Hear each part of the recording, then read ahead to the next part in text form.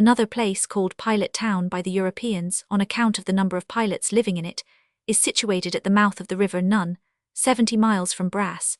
King Forday demanded 4 bars before the landers left the town, saying it was customary for every white man who came to Brass by the river to make that payment.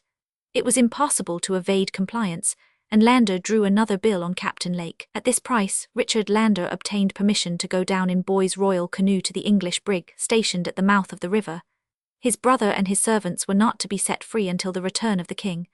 On his arrival on the brig, Lander's astonishment and shame was extreme when he found that Lake refused to give him any help whatever. The instructions given to the brothers from the ministry were read, to prove that he was not an impostor, but the captain answered, "If you think that you have a fool to deal with, you are mistaken.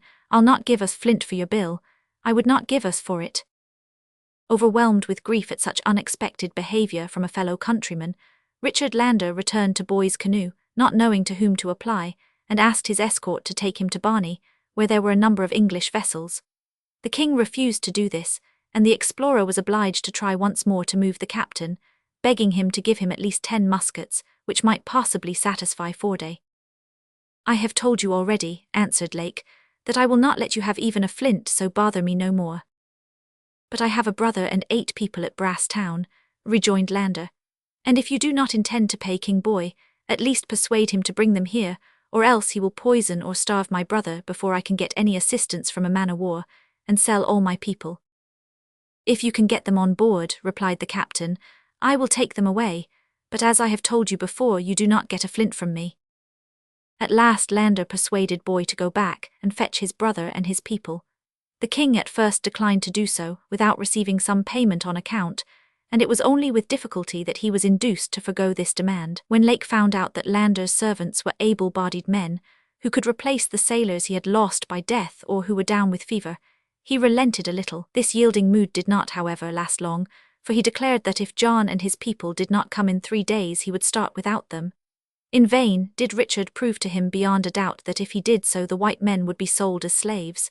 The captain would not listen to him, only answering, "I can't help it, I shall wait no longer." Such inhumanity as this is fortunately very rare, and a wretch who could thus insult those not merely his equals, but so much his superiors, ought to be pilloried.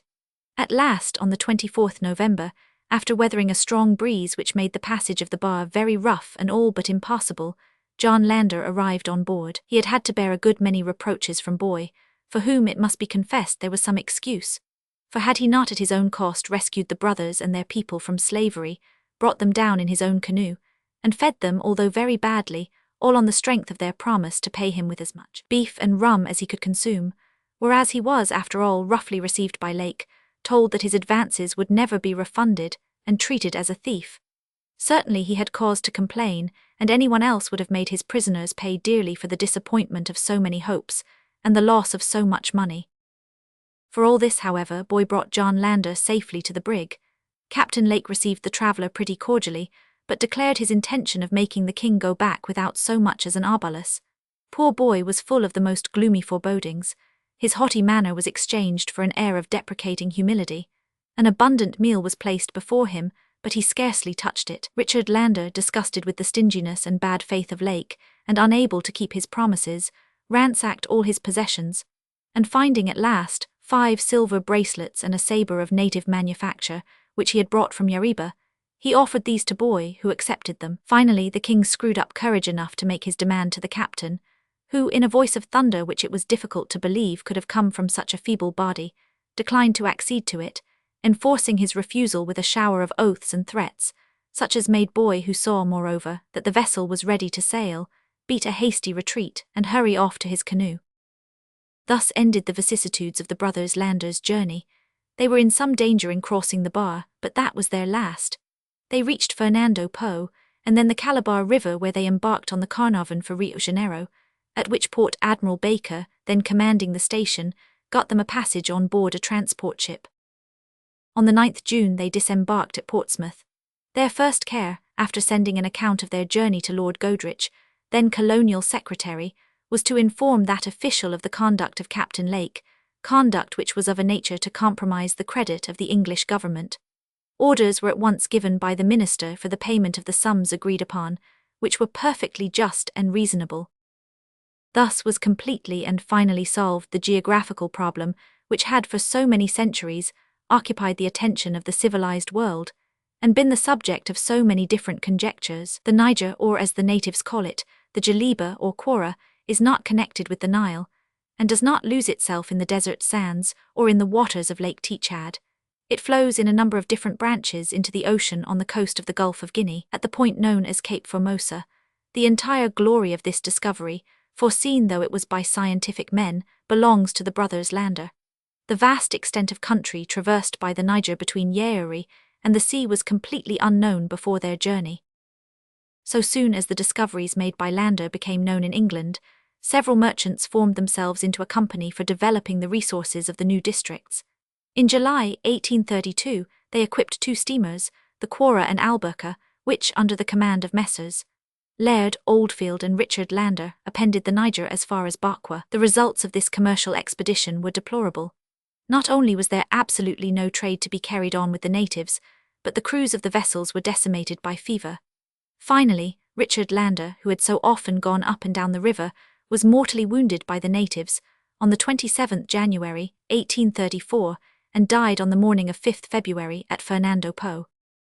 To complete our account of the exploration of Africa during the period under review, we have still to speak of the various surveys of the valley of the Nile, the most important of which were those by Cailliaud, Russegger and Ruppel. Frederick Cailliaud was born at Nantes in 1787 and arrived in Egypt in 1815, having previously visited Holland, Italy, Sicily, part of Greece and European or Asiatic Turkey, where he traded in precious stones. His knowledge of geology and mineralogy won for him a cordial reception from Mehemet Ali, who immediately on his arrival commissioned him to explore the course of the Nile and the desert. This first trip resulted in the discovery of emerald mines at Labara, mentioned by Arab authors, which had been abandoned for centuries. In the excavations in the mountain Cailliaud found the lamps, crowbars, ropes and tools used in working these mines by men in the employ of Ptolemy. Near the quarries, the traveller discovered the ruins of a little town, which was probably inhabited by the ancient miners. To prove the reality of his valuable discovery, he took back 10 pounds weight of emeralds to Mehemet Ali. Another result of this journey was the discovery by the French explorer of the Old Road, from Coptos to Berenice, for the trade of India. From September 1819 to the end of 1832, Cailliaud, accompanied by a former midshipman named Letorzec, was occupied in exploring all the known oases east of Egypt, and in tracing the Nile to 10 degrees en lat. On his first journey he reached Wadi Halfa, and for his second trip he made that place his starting point. A fortunate accident did much to aid his researches. This was the appointment of Ismail Pacha, son of Mehemet Ali, to the command of an expedition to Nubia. To this expedition Cailliaud attached himself.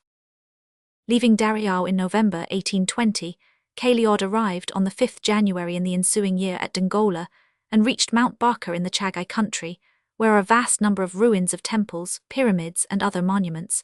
The fact of this district bearing the name of Meroe had given rise to an opinion that in it was situated the ancient capital of Ethiopia.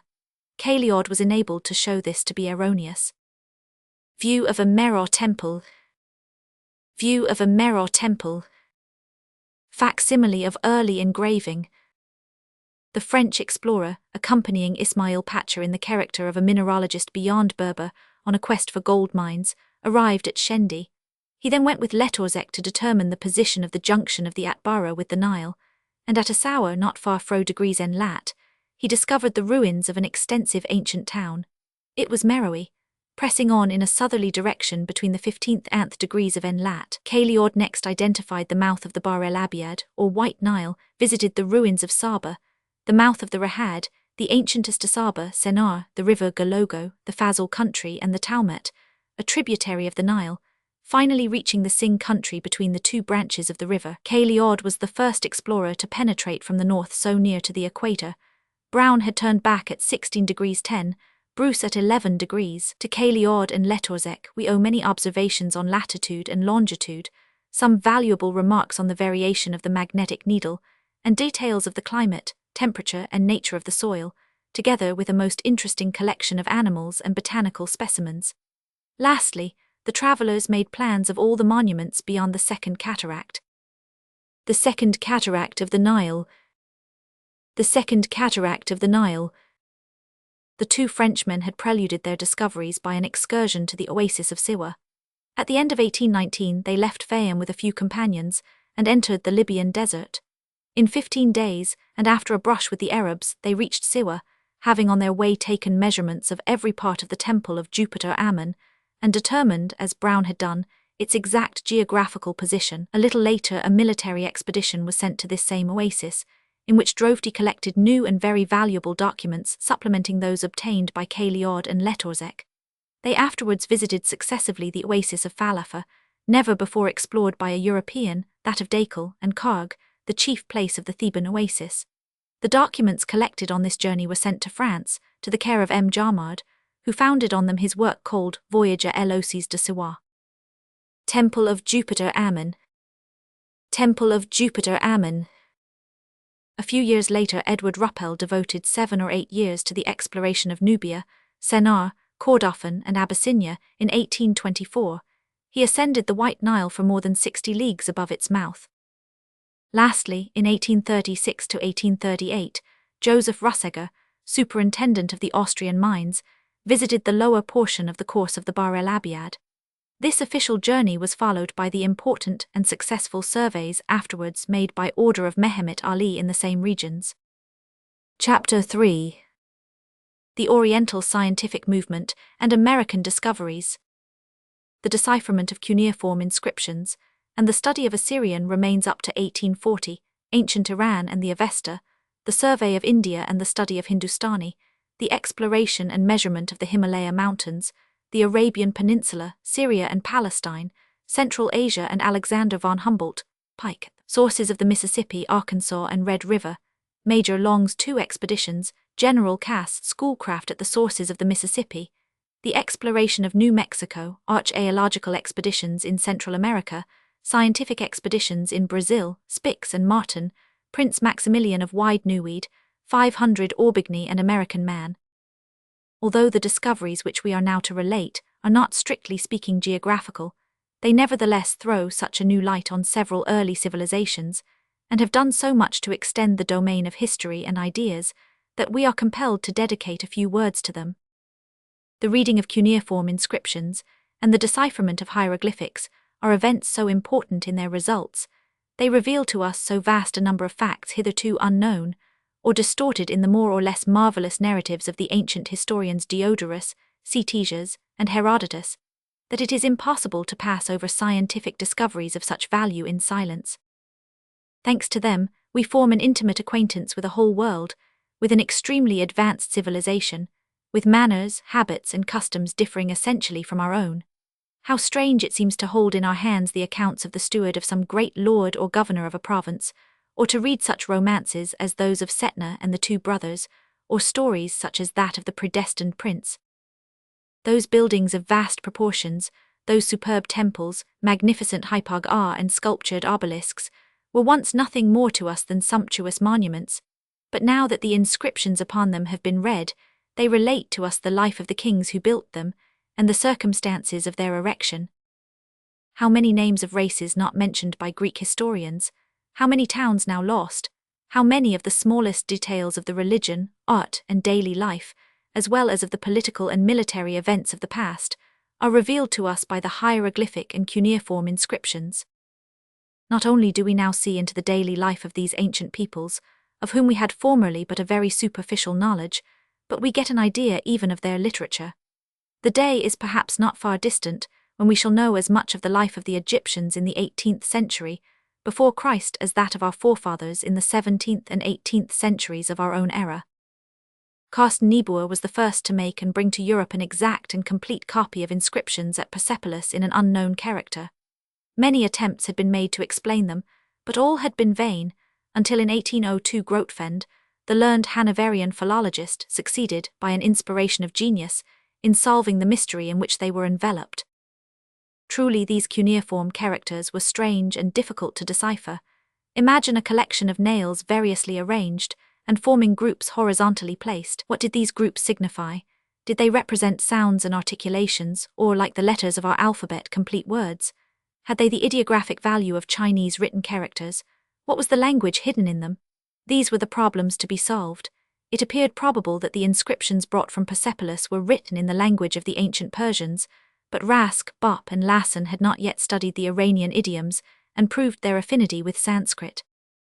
It would be beyond our province to give an account of the ingenious deductions, the skillful guesses, and the patient groping through which Grotefend finally achieved the recognition of an alphabetic system of writing, and succeeded in separating from certain groups of words what he believed to be the names of Darius and Xerxes, thus attaining a knowledge of several letters, by means of which he made out other words.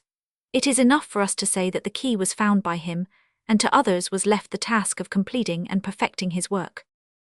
More than 30 years passed by, however, before any notable progress was made in these studies. It was our learned fellow countryman Eugene Burnouf who gave them a decided impulse. Turning to account his knowledge of Sanskrit and Zend, he found that the language of the inscriptions of Persepolis was but a Zend dialect used in Bactriana, which was still spoken in the 6th century BC, and in which the books of Zoroaster were written. Burnouf's pamphlet bears date 1836. At the same period Lassen, a German scholar of Bonn, came to the same conclusion on the same grounds. The inscriptions already discovered were soon all deciphered, and with the exception of a few signs on the meaning of which scholars were not quite agreed, the entire alphabet became known. But the foundations alone were laid. The building was still far from finished. The Persepolitan inscriptions appeared to be repeated in 3 parallel columns. Might not this be a triple version of the same inscription in the 3 chief languages of the Achaemenian Empire, namely, the Persian, Median, and Assyrian or Babylonian? This guess proved correct, and owing to the decipherment of one of the inscriptions, a test was obtained, and the same plan was followed as that of Champollion with regard to the Rosetta Stone, on which was the trilingual inscription in Greek, Demotic or Enchorial, and hieroglyphic characters. In the 2nd and 3rd inscriptions were recognized Syro-Chaldee, which, like Hebrew, Himyaric, and Arabic, belonged to the Semitic group, and a 3rd idiom, to which the name of Medic was given, resembling the dialects of the Turks and Tartars. But it would be presumptuous of us to enlarge upon these researches. That was to be the task of the Danish scholar Westergaard, of the Frenchmen de Saulcy and Oppert, and of the Englishmen Morris and Rawlinson, not to mention others less celebrated. We shall have to return to this subject later. The knowledge of Sanskrit and the investigation of Brahmanic literature had inaugurated a scientific movement which has gone on ever since with increasing energy. Long before Nineveh and Babylon were known as nations, a vast country called Iran by Orientalists, which included Persia, Afghanistan, and Baluchistan, was the scene of an advanced civilization with which is connected the name of Zoroaster, who was at once a conqueror, lawgiver, and the founder of a religion. The disciples of Zoroaster, persecuted at the time of the Mohammedan conquest and driven from their ancient home, where their mode of worship was still preserved, took refuge under the name of Parsees in the northwest of India. At the end of the last century, the Frenchman Aquetil Duperron brought to Europe an exact copy of the religious books of the Parsees, written in the language of Zoroaster. He translated them, and for 60 years all the savants had found in them the source of all their religious and philological notions of Iran. These books are known under the name of the Zendavesta, a word which comprises the name of the language, Zend, and the title of the book, Avesta. As the knowledge of Sanskrit increased, however, that branch of science required to be studied afresh by the light of the new method. In 1826 the Danish philologist Rask, and later Eugene Burnouf, with his profound knowledge of Sanskrit, and by the help of a translation in that language recently discovered in India, turned once more to the study of the Zend. In 1834 Burnouf published a masterly treatise on the Yachna, which marked an epoch. From the resemblance between the archaic Sanskrit and the Zend came the recognition of the common origin of the two languages, and the relationship, or rather the identity, of the races who speak them. Originally the names of the deities, the traditions, the generic appellation, that of Aryan of the two peoples are the same, to say nothing of the similarity of their customs. But it is needless to dwell on the importance of this discovery, which has thrown an entirely new light on the infancy of the human race, of which for so many centuries nothing was known. From the close of the 18th century, that is to say from the time when the English first obtained a secure footing in India, the physical study of the country was vigorously carried on, outstripping of course for a time that of the ethnology and kindred subjects, which require for their prosecution a more settled country and less exciting times. It must be owned, however, that knowledge of the races of the country to be controlled is as essential to the government as it is to commercial enterprise. And in 1801, Lord Wellesley, as governor for the company, recognizing the importance of securing a good map of the English territories, commissioned Brigadier William Lambton to connect, by means of a trigonometrical survey, the eastern and western banks of the Indus with the observatory of Madras. Lambton was not content with the mere accomplishment of this task. He laid down with precision one arc of the meridian from Cape Comorin to the village of Takorkira, 15 miles southeast of Ellichpur. The amplitude of this arc exceeded 12 degrees. With the aid of competent officers, amongst whom we must mention Colonel Everest, the government of India would have hailed the completion of the task of its engineers long before 1840, if the successive annexation of new territories had not constantly added to the extent of ground to be covered. At about the same time with this progress in our knowledge of the geography of India, an impulse was given to the study of the literature of India. In 1776, an extract from the most important native codes, then for the first time translated under the title of the Code of the Gentoos I, was published in London. 9 years later, the Asiatic Society was founded in Calcutta by Sir William Jones, the first who thoroughly mastered the Sanskrit language.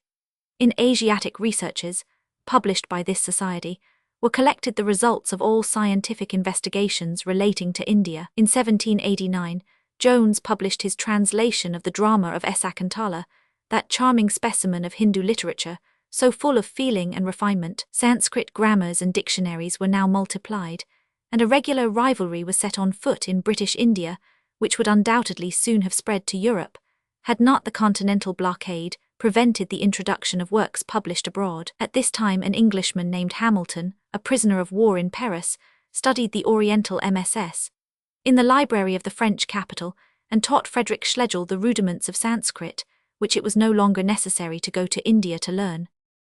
One Gentoo was the name given by Old English writers to the natives of Hindustan, and is now obsolete, having been superseded by that of Hindu. Trans. Lassen was Schlegel's pupil, and together they studied the literature and antiquities of India, examining, translating and publishing the original texts. Whilst at the same time, Franz Bopp devoted himself to the study of the language, making his grammars accessible to all, and coming to the conclusion, which was then startling, although it is now generally accepted, of the common origin of the Indo-European languages. It was proved that the Vedas, that collection of sacred writings held in too universal veneration to be tampered with, were written in a very ancient and very pure idiom which had not been revived, and whose close resemblance with the Zend put back the date of the composition of the books beyond the time of the separation of the Aryan family into two branches. The Mahabharata and the Ramayana, dating from the Brahminical or the period succeeding that of the Vedas, were next studied, together with the Puranas. Owing to a profounder knowledge of the language and a more intimate acquaintance with the mythology of the Hindus, scholars were able to fix approximately the date of the composition of these poems, to ascertain the numberless interpolations, and to extract everything of actual historical or geographical value from those marvelous allegories. The result of these patient and minute investigations was a conviction that the Celtic, Greek, Latin, Germanic, Slave and Persian languages had one common parent, and that parent none other than Sanskrit. If then their language was the same, it followed as a matter of course that the people had been also identical. The differences now existing between these various idioms are accounted for by the successive breakings up of the primitive people. Approximate dates enable us to realize the greater or less affinity of those languages with the Sanskrit, and the nature of the words which they have borrowed from it, words corresponding by their nature to the different degrees of advance in civilization. Moreover, a very clear and definite notion was obtained of the kind of life led by the founders of the Indo-European race, and the changes brought about in it by the progress of civilization. The Vedas give us a picture of the Aryan race before it migrated to India and occupied the Punjab and Kabulistan. By the aid of these poems, we can look on at struggles against the primitive races of Hindustan, whose resistance was all the more desperate in that the conqueror of their caste divisions left them only the lowest and most degraded. Thanks to the Vedas we can realize every detail of the pastoral and patriarchal life of the Aryans, a life so domestic and unruffled that we mentally ask ourselves whether the eager strife of the modern peoples is not a poor exchange for the peaceful existence which their few wants secured to their forefathers. We cannot dwell longer on this subject, but the little that we have said will be enough to show the reader the importance to history, ethnography, and philology of the study of Sanskrit. For further details, we refer him to the special works of Orientalists and to the excellent historical manuals of Robiou, Lenormant, and Maspero. All the scientific results of whatever kind obtained up to 1820 are also skillfully and impartially summed up in Walter Hamilton's large work, A Geographical, Statistical, and Historical Description of Hindustan and the Neighbouring Countries. This is a book which, by recording the various stages of scientific progress, marks with accuracy the point reached at any given epoch. After this brief review of the labours of scholars in reference to the intellectual and social life of the Hindus, we must turn to those studies whose aim was a knowledge of the physical character of the country. One of the most surprising results obtained by the travels of Webb and Moorcroft was the extraordinary height attributed by them to the Himalaya mountains. According to them, their elevation exceeded that of the loftiest summits of the Andes. Colonel Colebrook had estimated the average height of the chain at 22,000 feet, and even this would appear to be less than the reality. Webb measured Yamunavutri, one of the most remarkable peaks of the chain, and estimated its height above the level of the plateau from which it rises as 20,000 feet, whilst the plateau in its turn is 5,000 feet above the plain. Not satisfied, however, with what he looked upon as too perfunctory an estimate, he measured with all possible mathematical accuracy the Dhaulagiri or White Mountain, and ascertained its height to be no less than 27,500 feet. The most remarkable feature of the Himalaya chain is the succession of these mountains, the ranges of heights rising one above the other. This gives a far more vivid impression of their loftiness than would one isolated peak rising from a plain and with its head lost among the clouds. The calculations of Webb and Colebrook were soon verified by the mathematical observations of Colonel Crawford, who measured 8 of the highest peaks of the Himalayas. According to him, the loftiest of all was Tumulari, situated near the frontiers of Bhutan and Tibet, which attains to a height of 30,000 feet above the sea level. Results such as these, confirmed by the agreement of so many observers, who could not surely all be wrong, took the scientific world by surprise. The chief objection urged was the fact that the snow line must in these districts be something like 30,000 feet above the sea level. It appeared, therefore, impossible to believe the assertion of all the explorers that the Himalayas were covered with forests of gigantic pines. Finally, however, actual personal observation upset theory. In a second journey, Webb climbed the Niti Ghaut, the loftiest peak in the world, the height of which he fixed at 16,814 feet, and not only did he find no snow, but even the rocks rising 300 feet above it were quite free from snow in summer. Moreover, the steep sides, where breathing was difficult, were clothed with magnificent forests of tapering pines and firs, and wide-spreading cypress and cedar trees. The high limits of perpetual snow on the Himalaya mountains, says Disborough Cooley, are justly ascribed by Mr. Webb to the great elevation of the tableland or terrace from which these mountain peaks spring. As the heat of our atmosphere is derived chiefly from the radiation of the Earth's surface, it follows that the temperature of any elevated point must be modified in a very important degree by the proximity and extent of the surrounding plains. These observations seem satisfactorily to refute the objections made by certain savants respecting the great height of the Himalaya mountains, which may be, therefore, safely pronounced to be the loftiest mountain chain on the surface of the globe. We must now refer briefly to an expedition in the latitudes already visited by Webb and Moorcroft. The traveller Fraser, with neither the necessary instruments nor knowledge for measuring the lofty peaks he ascended, was endowed with a great power of observation, and his account of his journey is full of interest, and here and there very amusing. He visited the source of the Jumna, and at a height of more than 25,000 feet, he found numerous villages picturesquely perched on slopes carpeted with snow. He then made his way to Gangoutri, in spite of the opposition of his guides, who represented the road thither as extremely dangerous, declaring that it was swept by a pestilential wind which would deprive any traveller, who ventured to expose himself to it, of his senses. The explorer, however, was more than rewarded for all his dangers and fatigues by the enjoyment he derived from the grandeur and magnificence of the views he obtained. Villages picturesquely perched. Villages picturesquely perched. There is that, says Disborough Cooley in reference to Fraser's journey, in the appearance of the Himalaya range, which every person who has seen them will allow to be peculiarly their own. No other mountains that I have ever seen bear any resemblance to their character, Their summits shoot in the most fantastic and spiraling peaks to a height that astonishes, and when viewed from an elevated situation, almost induce the belief of an ocular deception. We must now leave the peninsula of the Ganges for that of Arabia, where we have to record the result of several interesting journeys. That of Captain Sadler of the Indian Army claims the first rank. Sent by the governor of Bombay in 1819 on an embassy to Ibrahim Pacha, who was then at war with the Wahhabis, that officer crossed the entire peninsula from Port El Katif on the Persian Gulf to Yambo on the Red Sea. Unfortunately, the interesting account of this crossing of Arabia, never before accomplished by a European, has not been separately published, but is buried in a book which it is almost impossible to obtain, The Transactions of the Literary Society of Bombay. At about the same time, 1821–1826, the English government commissioned Captains Moresby and Haynes, of the Naval Service, to make hydrographical surveys with a view to obtaining a complete chart of the coasts of Arabia. These surveys were to be the foundation of the first trustworthy map of the Arabian Peninsula.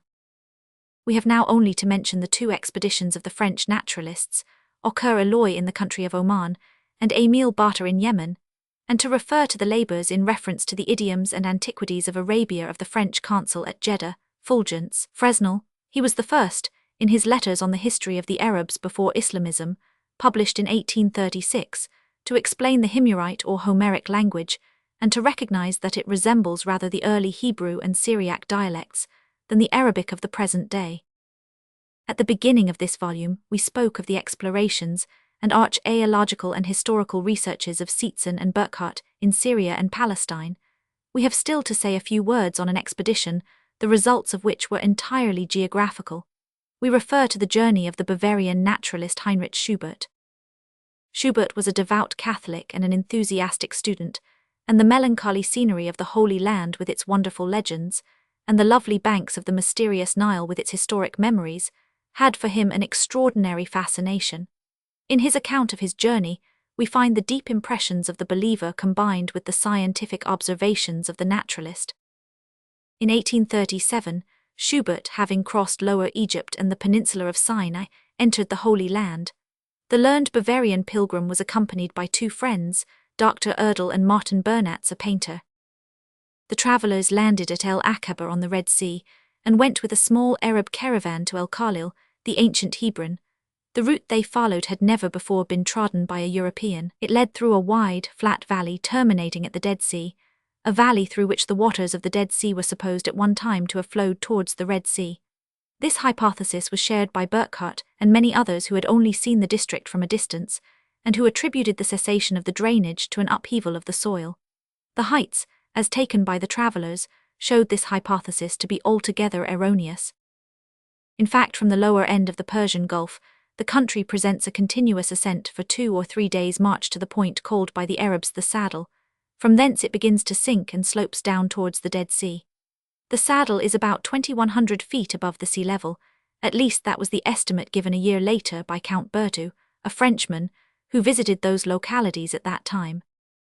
On their way down to the bituminous lake, Schubert and his companions took some other barometrical observations, and were very much surprised to find their instrument marking 91 feet below the Red Sea, the levels gradually decreasing in height as they advanced. At first they thought there must be some mistake, but finally the evidence was too strong for them, and it became proved beyond a doubt that the Dead Sea could never have emptied its waters into the Red Sea, for the very excellent reason that the level of the former is very much lower than that of the latter.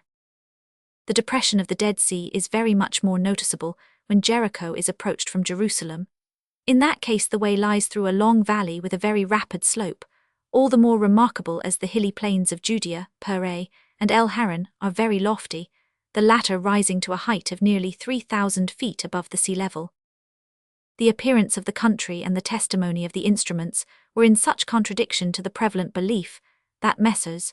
Erdel and Schubert were very unwilling to accept the results obtained, which they attributed to their barometer being out of order, and to a sudden disturbance of the atmosphere. But on their way back to Jerusalem, the barometer returned to the mean height it had registered before they started for Jericho. There was nothing for it then but to admit, whether they liked it or not, that the Dead Sea was at least 600 feet below the level of the Mediterranean, an estimate, as later researches showed, which fell one half short of the truth. This, it will be admitted, was a fortunate rectification, which would have considerable influence, by calling the attention of savants to a phenomenon which was soon to be verified by other explorers. At the same time, the survey of the basin of the Dead Sea was completed and rectified. In 1838, two American missionaries, Edward Robinson and Eli Smith, gave quite a new impulse to biblical geography. They were the forerunners of that phalanx of naturalists, historians, archaeologists, and engineers, who, under the patronage or in conjunction with the English Exploration Society, were soon to explore the land of the patriarchs from end to end, making maps of it, and achieving discoveries which threw a new light on the history of the ancient peoples, who, by turns, were possessors of this corner of the Mediterranean basin. But it was not only the Holy Land, so interesting on account of the many associations it has for every Christian, which was the scene of the researches of scholars and explorers. Asia Minor was also soon to yield up her treasures to the curiosity of the learned world. That country was visited by travellers in every direction. Perret visited Armenia, Dubois de Montperu traversed the Caucasus in 1839. In 1825, an Eichwald explored the shores of the Caspian Sea. And lastly, Alexander von Humboldt, at the expense of the generous Nicholas, Emperor of Russia, supplemented his intrepid work as a discoverer in the New World by an exploration of Western Asia and the Ural Mountains, accompanied by the mineralogist Gustave Rose, the naturalist Ehrenberg, well known for his travels in Upper Egypt and Nubia, and Baron von Helmersen, an officer of engineers. Humboldt travelled through Siberia, visited the gold and platinum mines of the Ural Mountains, and explored the Caspian steppes and the Altai chain to the frontiers of China. These learned men divided the work, Humboldt taking astronomical, magnetic, and physical observations, and examining the flora and fauna of the country, while Rose kept the journal of the expedition, which he published in German between 1837 and. Although the explorers travelled very rapidly, at the rate of no less than 11,500 miles in 9 months, the scientific results of their journey were considerable. In a first publication which appeared in Paris in 1838, Humboldt treated only the climatology and geology of Asia, but this fragmentary account was succeeded in 1843 by his great work called Central Asia. In this, says La Roquette, he has laid down and systematized the principal scientific results of his expedition in Asia, and has recorded some ingenious speculation as to the shape of the continents and the configuration of the mountains of Tartary, giving special attention to the vast depression which stretches from the north of Europe to the center of Asia beyond the Caspian Sea and the Ural River. We must now leave Asia and pass in review the various expeditions in the New World, which have been sent out in succession since the beginning of the present century. In 1807, when Lewis and Clark were crossing North America from the United States to the Pacific Ocean, the government commissioned a young officer, Lieutenant Zabulon Montgomery Pike, to examine the sources of the Mississippi. He was at the same time to endeavor to open friendly relations with any Indians he might meet. Map of the Missouri. Map of the Missouri. Pike was well received by the chief of the powerful Sioux nation, and presented with the pipe of peace, a talisman which secured to him the protection of the allied tribes. He ascended the Mississippi, passing the mouths of the Chippewa and St. Peter, important tributaries of that great river. But beyond the confluence of the St. Peter with the Mississippi as far as the falls of St. Anthony, the course of the main river is impeded by an uninterrupted series of falls and rapids. A little below the 45th parallel of north latitude, Pike and his companions had to leave their canoes and continue their journey in sledges. To the severity of a bitter winter were soon added the tortures of hunger. Nothing, however, checked the intrepid explorers, who continued to follow the Mississippi, now dwindled down to a stream only 300 roods wide, and arrived in February at Leech Lake, where they were received with enthusiasm at the camp of some trappers and fur hunters from Montreal. Circassians. Facsimile of early engraving. After visiting Red Cedar Lake, Pike returned to St. Louis. His arduous and perilous journey had extended over no less than 9 months, and although he had not attained its main object, it was not without scientific results. The skill, presence of mind, and courage of Pike were recognized, and the government soon afterwards conferred on him the rank of major, and appointed him to the command of a fresh expedition. This time he was to explore the vast tract of country between the Mississippi and the Rocky Mountains, and to discover the sources of the Arkansas and Red River. With 23 companions, Pike ascended the Arkansas, a fine river navigable to the mountains in which it rises, that is to say for a distance of 2,000 miles, except in the summer, when its bed is encumbered with sandbanks. On this long voyage, winter, from which Pike had suffered so much on his previous trip, set in with redoubled vigor. Game was so scarce that for 4 days the explorers were without food. The feet of several men were frostbitten, and this misfortune added to the fatigue of the others. The major, after reaching the source of the Arkansas, pursued a southerly direction and soon came to a fine stream which he took for the Red River. This was the Rio del Norte, which rises in Colorado, then a Spanish province, and flows into the Gulf of Mexico. From what has been already said of the difficulties which Humboldt encountered before he obtained permission to enter the Spanish possessions in America, we may judge with what jealous suspicion the arrival of strangers in Colorado was regarded. Pike was surrounded by a detachment of Spanish soldiers, made prisoner with all his men, and taken to Santa Fe. Their ragged garments, emaciated forms, and generally miserable appearance did not speak much in their favor, and the Spaniards at first took the Americans for savages. However, when the mistake was recognized, they were escorted across the inland provinces to Louisiana, arriving at Natchitoches on the 1st July, 1807. The unfortunate end of this expedition cooled the zeal of the government, but not that of private persons, merchants, and hunters, whose numbers were continually on the increase. Many even completely crossed the American continent from Canada to the Pacific. Amongst these travelers we must mention Daniel William Harmon, a member of the Northwest Company, who visited Lakes Huron and Superior, Rainy Lake, the Lake of the Woods, Manitoba, Winnipeg, Athabasca, and the Great Bear Lake, all between N-lat. 47 degrees and reached the shores of the Pacific. The Fur Company, established at Astoria at the mouth of the Columbia, also did much towards the exploration of the Rocky Mountains. 4 associates of that company, leaving Astoria in June 1812, ascended the Columbia, crossed the Rocky Mountains, and following an east-southeast direction, reached one of the sources of the Platte, descended it to its junction with the Missouri, crossed a district never before explored, and arrived at St. Louis on the 30th May, 1813. In 1811, another expedition composed of 60 men started from St. Louis and ascended the Missouri as far as the settlements of the Ricara Indians, whence they made their way to Astoria, arriving there at the beginning of 1812, after the loss of several men and great suffering from fatigue and want of food. These journeys resulted not only in the increase of our knowledge of the topography of the districts traversed, but they also brought about quite unexpected discoveries. In the Ohio Valley between Illinois and Mexico, for instance, were found ruins, fortifications, and entrenchments, with ditches and a kind of bastion, many of them covering 5 or 6 acres of ground. What people can have constructed works such as these, which denote a civilization greatly in advance of that of the Indians, is a difficult problem of which no solution has yet been found. Philologists and historians were already regretting the dying out of the Indian tribes, who until then had been only superficially observed, and lamenting their extinction before their languages had been studied. A knowledge of these languages and their comparison with those of the Old World might have thrown some unexpected light upon the origin of the wandering tribes. 2.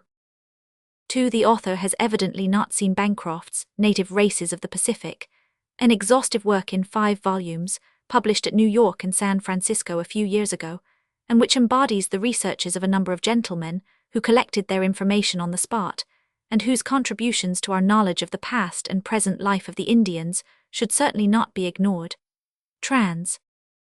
Simultaneously with the discovery of the ruins, the flora and geology of the country began to be studied, and in the latter science, great surprises were in store for future explorers. It was so important for the American government to proceed rapidly to reconnoiter the vast territories between the United States and the Pacific that another expedition was speedily sent out. In 1819, the military authorities commissioned Major Long to explore the districts between the Mississippi and the Rocky Mountains, to trace the course of the Missouri and of its principal tributaries, to fix the latitude and longitude of the chief places, to study the ways of the Indian tribes, in fact to describe everything interesting either in the aspect of the country or in its animal, vegetable, and mineral productions. Leaving Pittsburgh on the 5th March, 1819, on board the steamship Western Engineer, the expedition arrived in May of the following year at the junction of the Ohio with the Mississippi, and ascended the latter river as far as St. Louis. On the 29th June, the mouth of the Missouri was reached. During the month of July, Mr. Say, who was charged with the zoological observations, made his way by land to Fort Osage, where he was joined by the steamer. Major Long turned his stay at Fort Osage to account by sending a party to examine the districts between the Kansas and the Platte, but this party was attacked, robbed, and compelled to turn back after losing all their horses. After obtaining at Cow Island a reinforcement of 15 soldiers, the expedition reached Fort Lisa, near Council Bluff, on the 19th September. There it was decided to winter. The Americans suffered greatly from scurvy, and having no medicines to check the terrible disorder, they lost 100 men, nearly a third of the whole party. Major Long, who had meanwhile reached Washington in a canoe, brought back orders for the discontinuation of the voyage up the Missouri, and for a journey overland to the sources of the Platte, whence the Mississippi was to be reached by way of the Arkansas and Red River. On the 6th June the explorers left Engineers Fort, as they called their winter quarters, and ascended the Platte Valley for more than 100 miles, its grassy plains, frequented by vast herds of bisons and deer, supplying them with plenty of provisions. Those boundless prairies, whose monotony is unbroken by a single hillock, were succeeded by a sandy desert gradually sloping up, for a distance of nearly 400 miles, to the Rocky Mountains. This desert, broken by precipitous ravines, canyons, and gorges, at the bottom of which gurgles some insignificant stream, its banks clothed with stunted and meager vegetation, produces nothing but cacti with sharp and formidable prickles. On the 6th July, the expedition reached the foot of the Rocky Mountains. Dr. James scaled one of the peaks, to which he gave his own name, and which rises to a height of 11,500 feet above the sea level. From the summit of the peak, says the botanist, the view towards the north, west, and southwest is diversified with innumerable mountains all white with snow, and on some of the more distant it appears to extend down to their bases. Immediately under our feet on the west lay the narrow valley of the Arkansas, which we could trace running towards the northwest, probably more than 60 miles. On the north side of the peak was an immense mass of snow and ice. To the east lay the Great Plain, rising as it receded, until in the distant horizon it appeared to mingle with the sky. Here the expedition was divided into two parties, one under the command of Major Long, to make its way to the sources of the Red River, the other under Captain Bell, to go down the Arkansas as far as Port Smith. The two detachments separated on the 24th July. The former, misled by the statements of the Kaskiyia Indians and the inaccuracy of the maps, took the Canadian for the Red River, and did not discover their mistake until they reached its junction with the Arkansas. The Kaskias were the most miserable of savages, but intrepid horsemen, excelling in lassoing the wild mustangs, which are descendants of the horses imported into Mexico by the Spanish conquerors. The second detachment was deserted by 4 soldiers, who carried off the journals of Say and Lieutenant Swift with a number of other valuable effects. Both parties also suffered from want of provisions in the sandy deserts, whose streams yield nothing but brackish and muddy water. The expedition brought to Washington 60 skins of wild animals, several thousands of insects, including 500 new species, 400 or 500 specimens of hitherto unknown plants, numerous views of the scenery, and the materials for a map of the districts traversed. Excelling in lassoing the wild mustangs. The command of another expedition was given in 1828 to Major Long, whose services were thoroughly appreciated. Leaving Philadelphia in April, he embarked on the Ohio and crossed the state of the same name, and those of Indiana and Illinois. Having reached the Mississippi, he ascended that river to the mouth of the St. Peter, formerly visited by Carver, and later by Baron La Hontan. Long followed the St. Peter to its source, passing Crooked Lake and reaching Lake Winnipeg, whence he explored the river of the same name, obtained a sight of the Lake of the Woods and Rainy Lake, and arrived at the plateau which separates the Hudson's Bay Valley from that of the St. Lawrence. Lastly, he went to Lake Superior by way of Cold Water Lake and Dog River. Although all these districts had been constantly traversed by Canadian pathfinders, trappers, and hunters for many years previously, it was the first time an official expedition had visited them with a view to the laying down of a map. The explorers were struck with the beauty of the neighborhood watered by the Winnipeg. That river, whose course is frequently broken by picturesque rapids and waterfalls, flows between 2 perpendicular granite walls crowned with verdure. The beauty of the scenery, succeeding as it did to the monotony of the plains and savannas they had previously traversed, filled the explorers with admiration. the exploration of the Mississippi, which had been neglected since Pike's expedition, was resumed in 1820 by General Cass, governor of Michigan. Leaving Detroit at the end of May with 20 men trained to the work of pathfinders, he reached the upper Mississippi, after visiting Lakes Huron, Superior, and Sandy. His exhausted escort halted to rest whilst he continued the examination of the river in a canoe. For 150 miles, the course of the Mississippi is rapid and uninterrupted, but beyond that distance begins a series of rapids extending over 12 miles to the Peckhama Falls. Above this cataract, the stream, now far less rapid, winds through vast savannas to Leech Lake. Having reached Lake Winnipeg, Cass arrived on the 21st July at a new lake, to which he gave his own name, but he did not care to push on further with his small party of men and inadequate supply of provisions and ammunition. The source of the Mississippi had been approached but not reached. The general opinion was that the river took its rise in a small sheet of water known as Deer Lake, 60 miles from Cass Lake. Not however, when General Cass was Secretary of State for War, was this important problem solved. The command of an expedition was then given to a traveler named Schoolcraft, who had in the previous year explored the Chippewa country, northwest of Lake Superior. His party consisted of 6 soldiers, an officer qualified to conduct hydrographic surveys, a surgeon, a geologist, an interpreter, and a missionary. Schoolcraft left St. Marie on the 7th June, 1832, visited the tribes living about Lake Superior, and was soon on the St. Louis River. He was then 150 miles from the Mississippi, and was told that it would take him no less than 10 days to reach the Great River, on account of the rapids and shallows. On the 3rd July, the expedition reached the factory of a trader named Aitken, on the banks of the river, and there celebrated on the following day the anniversary of the independence of the United States. 2 days later, Schoolcraft found himself opposite the Peckhama Falls and encamped at Oak Point. Here the river winds a great deal amongst savannas, but guides led the party by paths which greatly shortened the distance. Lake Winnipeg was then crossed, and on the 10th July, Schoolcraft arrived at Lake Cass, the furthest point reached by his predecessors. Map of the sources of the Mississippi, 1836. A party of Chippewa Indians led the explorers to their settlement on an island in the river. The friendliness of the natives led Cass to leave part of his escort with them, and accompanied by Lieutenant Allen, the surgeon Houghton, a missionary, and several Indians, he started in a canoe. Lakes Tassodiac and Crooked were visited in turn. A little beyond the latter, the Mississippi divides into 2 branches or forks. The guide took Schoolcraft up the eastern, and after crossing Lakes Marquette, La Salle, and Cubacana, he came to the mouth of the Newa, the chief tributary of this branch of the Mississippi. Finally, after passing the little lake called Uzawa, the expedition reached Lake Itasca, whence issues the Itascan, or western branch of the Mississippi. Lake Itasca, or Deer Lake as the French call it, is only 7 or 8 miles in extent, and is surrounded by hills clothed with dark pine woods.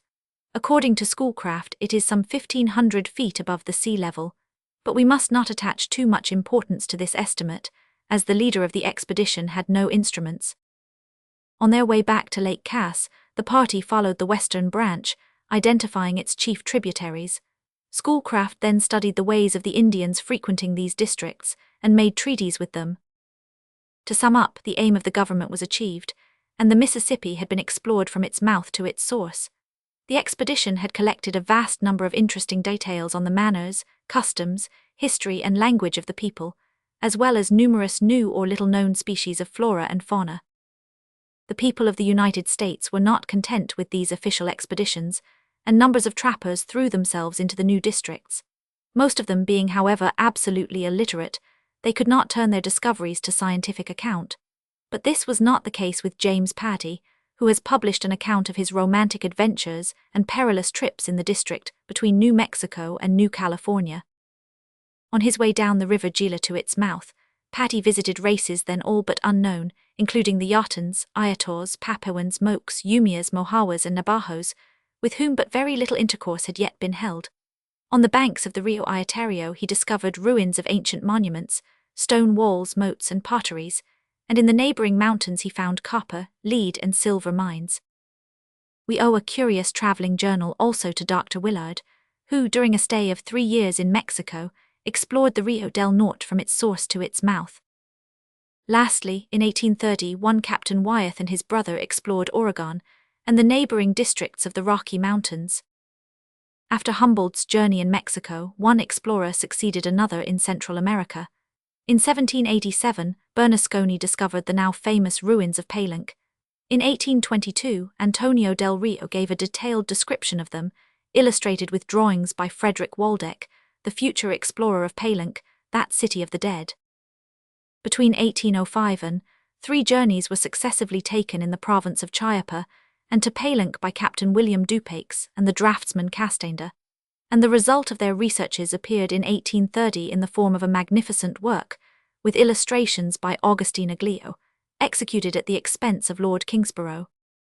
Lastly, Waldeck spent the years 1832 and at Palenque, searching the ruins, making plans, sections and elevations of the monuments, trying to decipher the hitherto unexplained hieroglyphics with which they are covered, and collecting a vast amount of quite new information alike on the natural history of the country and the manners and customs of the inhabitants. We must also name Don Juan Galindo, a Spanish colonel, who explored Palenque, Yucatán, Capan and other cities buried in the heart of tropical forests. View of the Pyramid of Xochicalco. View of the Pyramid of Xochicalco. Facsimile of early engraving. After the long stay made by Humboldt in equinoctial America, the impulse his explorations would doubtless otherwise have given to geographical science was strangely checked by the struggle of the Spanish colonies with the mother country. As soon, however, as the native governments attained to at least a semblance of stability, intrepid explorers rushed to examine this world, so new in the truest sense, for the jealousy of the Spanish had hitherto kept it closed to the investigations of scientific men.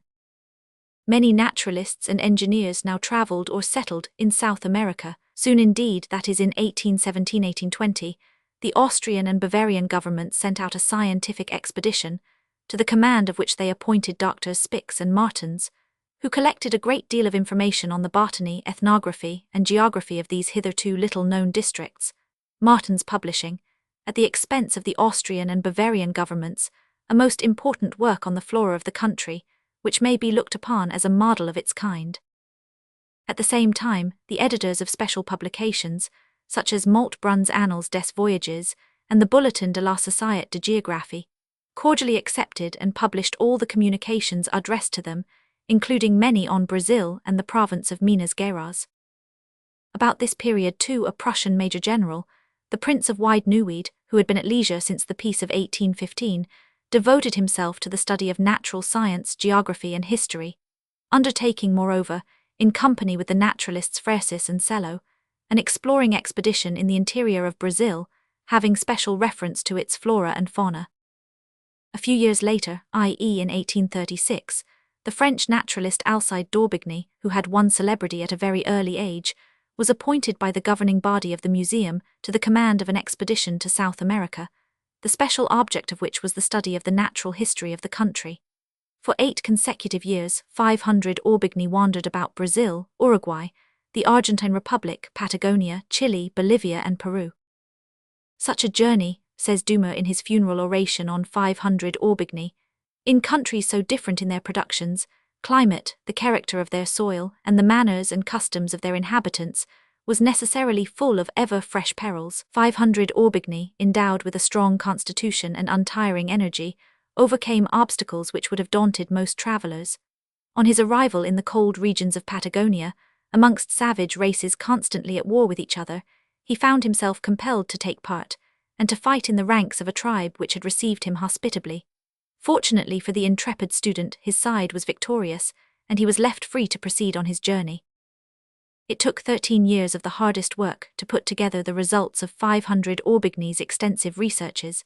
His book, which embraces nearly every branch of science, leaves far behind it all that had ever before been published on South America. History, archaeology, zoology and botany all hold honored positions in it, but the most important part of this encyclopedic work is that relating to American man. In it the author embodies all the documents he himself collected, and analyzes and criticizes those which came to him at second hand, on physiological types, and on the manners, languages and religions of South America. A work of such value ought to immortalize the name of the French scholar, and reflect the greatest honor on the nation which gave him birth. End of the first part. Part 2. Chapter 1. Voyages round the world and polar expeditions. The Russian fur trade. Krusenstern appointed to the command of an expedition.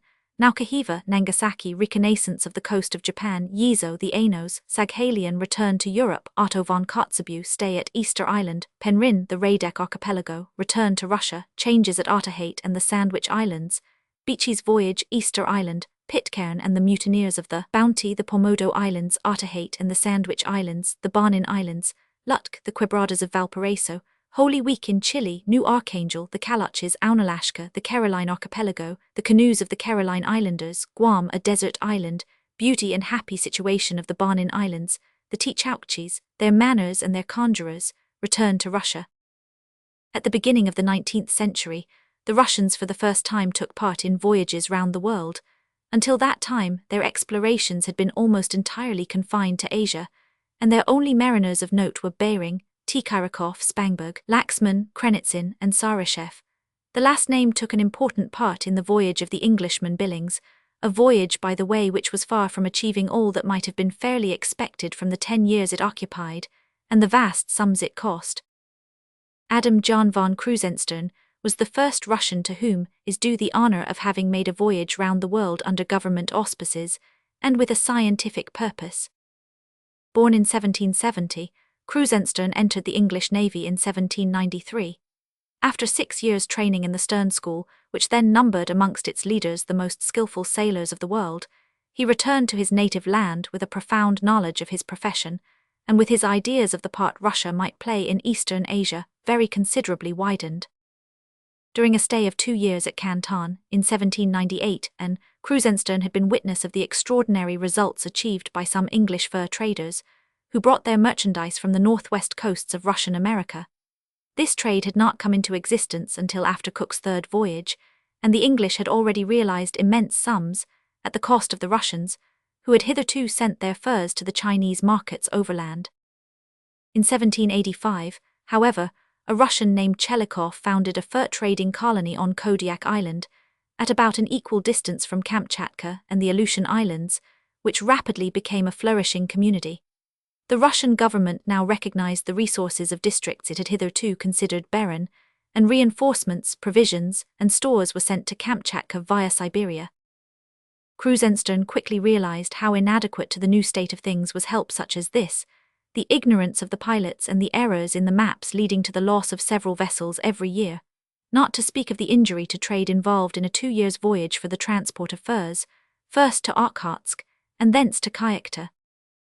As the best plans are always the simplest, they are sure to be the last to be thought of, and Krusenstern was the first to point out the imperative necessity of going direct by sea from the Aleutian Islands to Canton, the most frequented market. On his return to Russia, Krusenstern tried to win over to his views Count Kushilev, the Minister of Marine, but the answer he received destroyed all hope. Not until the accession of Alexander I, when Admiral Mordunov became head of the Naval Department, did he receive any encouragement. Acting on Count Romanov's advice, the Russian Emperor soon commissioned Krusenstern to carry out the plan he had himself proposed, and on the 7th August, 1802, he was appointed to the command of 2 vessels for the exploration of the northwest coast of America. Although the leader of the expedition was named, the officers and seamen were still to be selected, and the vessels to be manned were not to be had in either the Russian Empire or at Hamburg. In London alone were Lysiansko, afterwards second in command to Krusenstern, and the builder Kasamov, able to obtain 2 vessels at all suitable to the service in which they were to be employed. These 2 vessels received the names of the Nadezhda and the Neva. In the meantime, the Russian government decided to avail itself of this opportunity to send M. de Bisanov to Japan as ambassador, with a numerous suite and magnificent presents for the sovereign of the country.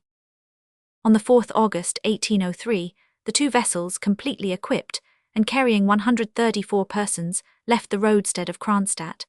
Flying visits were paid to Copenhagen and Falmouth, with a view to replacing some of the salt provisions bought at Hamburg, and to caulk the Nadezhda, the seams of which had started in a violent storm encountered in the North Sea.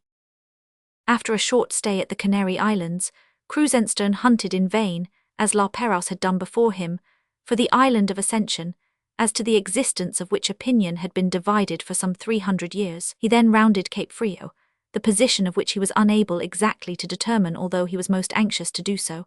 The accounts of earlier travellers and the maps hitherto laid down varying from degrees 6 to 22 degrees 34. A reconnaissance of the coast of Brazil was succeeded by a sail through the passage between the islands of Gal and Alverdo, unjustly characterized as dangerous by La Perouse, and on the 21st December, 1803, St. Catherine was reached. The necessity for replacing the main and mizzen masts of the Neva detained Krusenstern for 5 weeks on this island, where he was most cordially received by the Portuguese authorities. On the 4th February, the two vessels were able to resume their voyage, prepared to face all the dangers of the South Sea, and to double Cape Horn, that bugbear of all navigators. As far as Staten Island the weather was uniformly fine, but beyond it the explorers had to contend with extremely violent gales, storms of hail and snow, dense fogs, huge waves, and a swell in which the vessels laboured heavily. On the 24th March, the ships lost sight of each other in a dense fog a little above the western entrance to the Straits of Magellan. They did not meet again until both reached Naukahiva. Krusenstern, having given up all idea of touching at Easter Island, now made for the Marquesas or Mendoza archipelago, and determined the position of Fatingu and Udhugu Islands, called Washington by the American captain Ingraham, who discovered them in 1791, a few weeks before Captain Marchand, who named them Revolution Islands. Krusenstern also saw Hiva Hoa, the Dominica of Mendana, and at Naukahiva met an Englishman named Roberts, and a Frenchman named Cabrit, whose knowledge of the language was of great service to him. The incidents of the stay in the Marquesas archipelago are of little interest. They were much the same as those related in Cook's voyages. The total, but at the same time utterly unconscious immodesty of the women, the extensive agricultural knowledge of the natives, and their greed of iron instruments, are commented upon in both narratives. Nothing is noticed in the later which is not to be found in the earlier narrative, if we accept some remarks on the existence of numerous societies of which the king or his relations, priests or celebrated warriors, are the chiefs, and the aim of which is the providing of the people with food in times of scarcity. In our opinion, these societies resemble the clans of Scotland or the Indian tribes of America. Krusenstern, however, does not agree with us, as the following quotation will show. The members of these clubs are distinguished by different tattooed marks upon their bodies.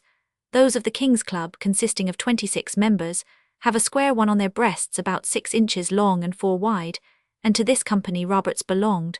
The companions of the Frenchman, Joseph Cabrit, were marked with a tattooed eye and C. Roberts assured me that he never would have entered this association, had he not been driven to it by extreme hunger.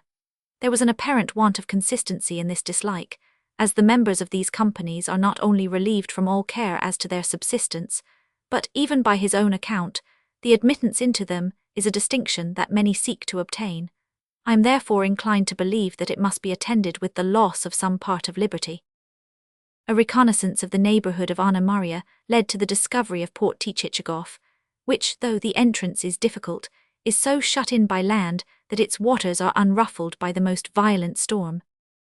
At the time of Krusenstern's visit to Naukahiva, cannibalism was still largely practiced, but the traveller had no tangible proof of the prevalence of the custom. In fact, Krusenstern was very affably received by the king of the cannibals, who appeared to exercise but little authority over his people, a race addicted to the most revolting vices, and our hero owns that, but for the intelligent and disinterested testimony of the 2 Europeans mentioned above, he should have carried away a very favourable opinion of the natives. In their intercourse with us, he says, they always showed the best possible disposition, and in bartering an extraordinary degree of honesty, always delivering their coconuts before they received the piece of iron that was to be paid for them. At all times they appeared ready to assist in cutting wood and filling water, and the help they afforded us in the performance of these laborious tasks was by no means trifling. Theft, the crime so common to all the islanders of this ocean, we very seldom met with among them. They always appeared cheerful and happy, and the greatest good humour was depicted in their countenances. The 2 Europeans whom we found here, and who had both resided with them several years, agreed in their assertions that the natives of Naukahiva were a cruel, intractable people, and without even the exceptions of the female sex, very much addicted to cannibalism, that the appearance of content and good humour, with which they had so much deceived us, was not their true character, and that nothing but the fear of punishment and the hopes of reward deterred them from giving a loose to their savage passions. These Europeans described as eyewitnesses the barbarous scenes that are acted, particularly in times of war, the desperate rage with which they fall upon their victims, immediately tear off their head, and sip their blood out of the skull, one with the most disgusting readiness, completing in this manner their horrible repast. For a long time I would not give credit to these accounts, considering them as exaggerated, but they rest upon the authority of two different persons, who had not only been witnesses for several years to these atrocities, but had also borne a share in them, of two persons who lived in a state of mortal enmity, and took particular pains by their mutual recriminations to obtain with us credit for themselves, but yet on this point never contradicted each other. The very fact of Robert's doing his enemy the justice to allow that he never devoured his prey, but always exchanged it for hogs, gives the circumstance a great degree of probability, and these reports concur with several appearances we remarked during our stay here, skulls being brought to us every day for sale. Their weapons are invariably adorned with human hair, and human bones are used as ornaments in almost all their household furniture. They also often gave us to understand by pantomimic gestures that human flesh was regarded by them as a delicacy. All the skulls which we purchased of them, says Krusenstern, had a hole perforated through one end of them for this purpose. There are grounds for looking upon this account as exaggerated. The truth, probably, lies between the dogmatic assertions of Cook and Forster and those of the two Europeans of Krusenstern's time, one of whom at least was not much to be relied upon, as he was a deserter. And we must remember that we ourselves did not attain to the high state of civilization we now enjoy without climbing up from the bottom of the ladder. In the Stone Age, our manners were probably not superior to those of the natives of Oceania. We must not, therefore, blame these representatives of humanity for not having risen higher. They have never been a nation, scattered as their homes are on the wide ocean, and divided as they are into small tribes, without agricultural or mineral resources, without connections, and with a climate which makes them strangers to want. They could but remain stationary or cultivate none but the most rudimentary arts and industries. Yet in spite of all this, how often have their instruments, their canoes, and their nets excited the admiration of travellers. On the 18th May, 1804, the Nadiader and the Neva left Naukahiva for the Sandwich Islands, where Krusenstern had decided to stop and lay in a store of fresh provisions, which he had been unable to do at his last anchorage, where 7 pigs were all he could get. This plan fell through, however. The natives of Ohihi or Hawaii brought but a very few provisions to the vessels lying off their southwest coast, and even these they would only exchange for cloth, which Krusenstern could not give them. He therefore set sail for Kamchatka and Japan, leaving the Neva off the island of Karakakwa, where Captain Lisianskoy relied upon being able to revictual. New Zealanders. Facsimile of early engraving. On the 11th July, the Nadiader arrived off Petropalovsky, the capital of Kamchatka, where the crew obtained the rest and fresh provisions they had so well earned. On the 30th August, the Russians put to sea again. Overtaken by thick fogs and violent storms, Krusenstern now hunted in vain for some islands marked on a map found on a Spanish galleon captured by Anson, and the existence of which had been alternately accepted and rejected by different cartographers, though they appear in La Billardiere's map of his voyage. The navigator now passed between the large island of Kyushu and Tangasima, by way of Van Diemen Strait, till then very inaccurately defined, rectified the position of the Liukiu archipelago, which the English had placed north of the strait, and the French too far south, and sailed down, surveyed and named the coast of the province of Satsuma.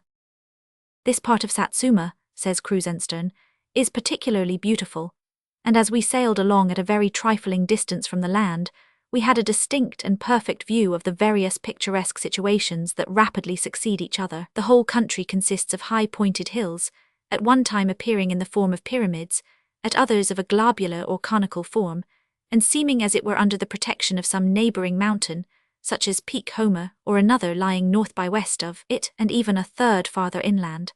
Liberal as nature has been in the adornment of these parts, the industry of the Japanese seems not a little to have contributed to their beauty, for nothing indeed can equal the extraordinary degree of cultivation everywhere apparent. That all the valleys upon this coast should be most carefully cultivated would not so much have surprised us, as in the countries of Europe where agriculture is not despised, It is seldom that any piece of land is left neglected.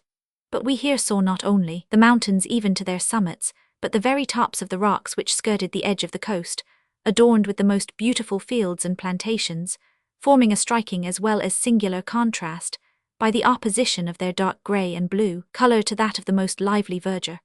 Another object that excited our astonishment was an alley of high trees, stretching over hill and dale along the coast, as far as the eye could reach, with arbours at certain distances, probably for the weary traveller, for whom these alleys must have been constructed, to rest himself in, an attention which cannot well be exceeded. These alleys are not uncommon in Japan, for we saw a similar one in the vicinity of Nagasaki and another in the island of Mixima. Coast of Japan. Coast of Japan. The Nadiaida had hardly anchored at the entrance to Nagasaki harbour before Krusenstern saw several daimyos climb on board, who had come to forbid him to advance further. Now, although the Russians were aware of the policy of isolation practiced by the Japanese government, they had hoped that their reception would have been less forbidding, as they had on board an ambassador from the powerful neighbouring state of Russia. They had relied on enjoying comparative liberty, of which they would have availed themselves to collect information on a country hitherto so little known, and about which the only people admitted to it had taken a vow of silence. They were, however, disappointed in their expectations. Instead of enjoying the same latitude as the Dutch, they were throughout their stay harassed by a perpetual surveillance, as unceasing as it was annoying. In a word, they were little better than prisoners. Although the ambassador did obtain permission to land with his escort under arms, a favour never before accorded to anyone, the sailors were not allowed to get out of their boat, or when they did land, the restricted place where they were permitted to walk was surrounded by a lofty palisading and guarded by 2 companies of soldiers.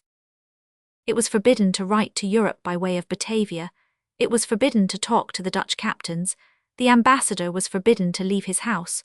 The word forbidden may be said to sum up the anything but cordial reception given to their visitors by the Japanese. Krusenstern turned his long stay here to account by completely overhauling and repairing his vessel. He had nearly finished this operation when the approach was announced of an envoy from the emperor, of dignity so exalted that, in the words of the interpreter, he dared to look at the feet of his imperial majesty. This personage began by refusing the Tsar's presents, under pretence that if they were accepted the emperor would have to send back others with an embassy, which would be contrary to the customs of the country. And he then went on to speak of the law against the entry of any vessels into the ports of Japan, and absolutely forbade the Russians to buy anything, adding, however, at the same time, that the materials already supplied for the refitting and revictualling the vessel would be paid for out of the treasury of the Emperor of Japan. He further inquired whether the repairs of the Nadiaida would soon be finished. Krusenstern understood what was meant as soon as his visitor began to speak, and hurried on the preparations for his own departure. Truly, he had not much reason to congratulate himself on having waited from October to April for such an answer as this. So little were the chief results hoped for by his government achieved, that no Russian vessel could ever again enter a Japanese port. A short-sighted, jealous policy, resulting in the putting back for half a century the progress of Japan. On the 17th April, the Nadiaida weighed anchor, and began a hydrographic survey, which had the best results. La Pérouse had been the only navigator to traverse before Krusenstern the seas between Japan and the continent. The Russian explorer was therefore anxious to connect his work with that of his predecessor, and to fill up the gaps the latter had been compelled for want of time to leave in his charts of these parts. To explore the northwest and southwest coasts of Japan, says Krusenstern, to ascertain the situation of the Straits of Sangha, the width of which in the best charts, Arrowsmith's South Sea Pilot for instance, and the atlas subjoined to La Pérouse's voyage, laid down as more than 100 miles, while the Japanese merely estimated it to be a Dutch mile, to examine the west coast of Yezo, to find out the island of Karafudo, which in some new charts, compiled after a Japanese one, is placed between Yezo and Sakhalin, and the existence of which appeared to me very probable, to explore this new strait and take an accurate plan of the island of Sakhalin, from Cape Crillon to the northwest coast, from whence, if a good harbour were to be found there, I could send out my long boat to examine the supposed passage which divides Tartary from Sakhalin, and finally, to attempt a return through a new passage between the Kurils, north of the Canal de la Boussole. All this came into my plan, and I have had the good fortune to execute part of it. Krusenstern was destined almost entirely to carry out this detailed plan. Only the survey of the western coast of Japan and of the Strait of Sangha, with that of the channel closing the Farakai Strait, could not be accomplished by the Russian navigator, who had, sorely against his will, to leave the completion of this important task to his successors. Krusenstern now entered the Korea Channel and determined the longitude of Tsushima, obtaining a difference of 36 minutes from the position assigned to that island by La Perouse. This difference was subsequently confirmed by Dagelet, who can be fully relied upon. The Russian explorer noticed, as La Perouse had done before him, that the deviation of the magnetic needle is but little noticeable in these latitudes. The position of Sangha Strait between Yezo and Niphon being very uncertain, Krusenstern resolved to determine it. The mouth, situated between Cape Sangha en lat. 41 degrees 16:30 and W long, 219 degrees 46, and Cape Nadiaida en lat. 41 degrees 25:10 W long, 219 degrees 50:30, is only 9 miles wide, whereas La Perouse, who had relied not upon personal observation but upon the map of the Dutchman Vries, speaks of it as 10 miles across. Krusenstern's was therefore an important rectification. Krusenstern did not actually enter this strait. He was anxious to verify the existence of a certain island, Carafonto, Tichoka, or Chicha by name, set down as between Yezo and Saghalien in a map which appeared at St. Petersburg in 1802, and was based on one brought to Russia by the Japanese Kode. He then surveyed a small portion of the coast of Yezo, naming the chief irregularities, and cast anchor near the southernmost promontory of the island at the entrance to the Straits of La Perouse.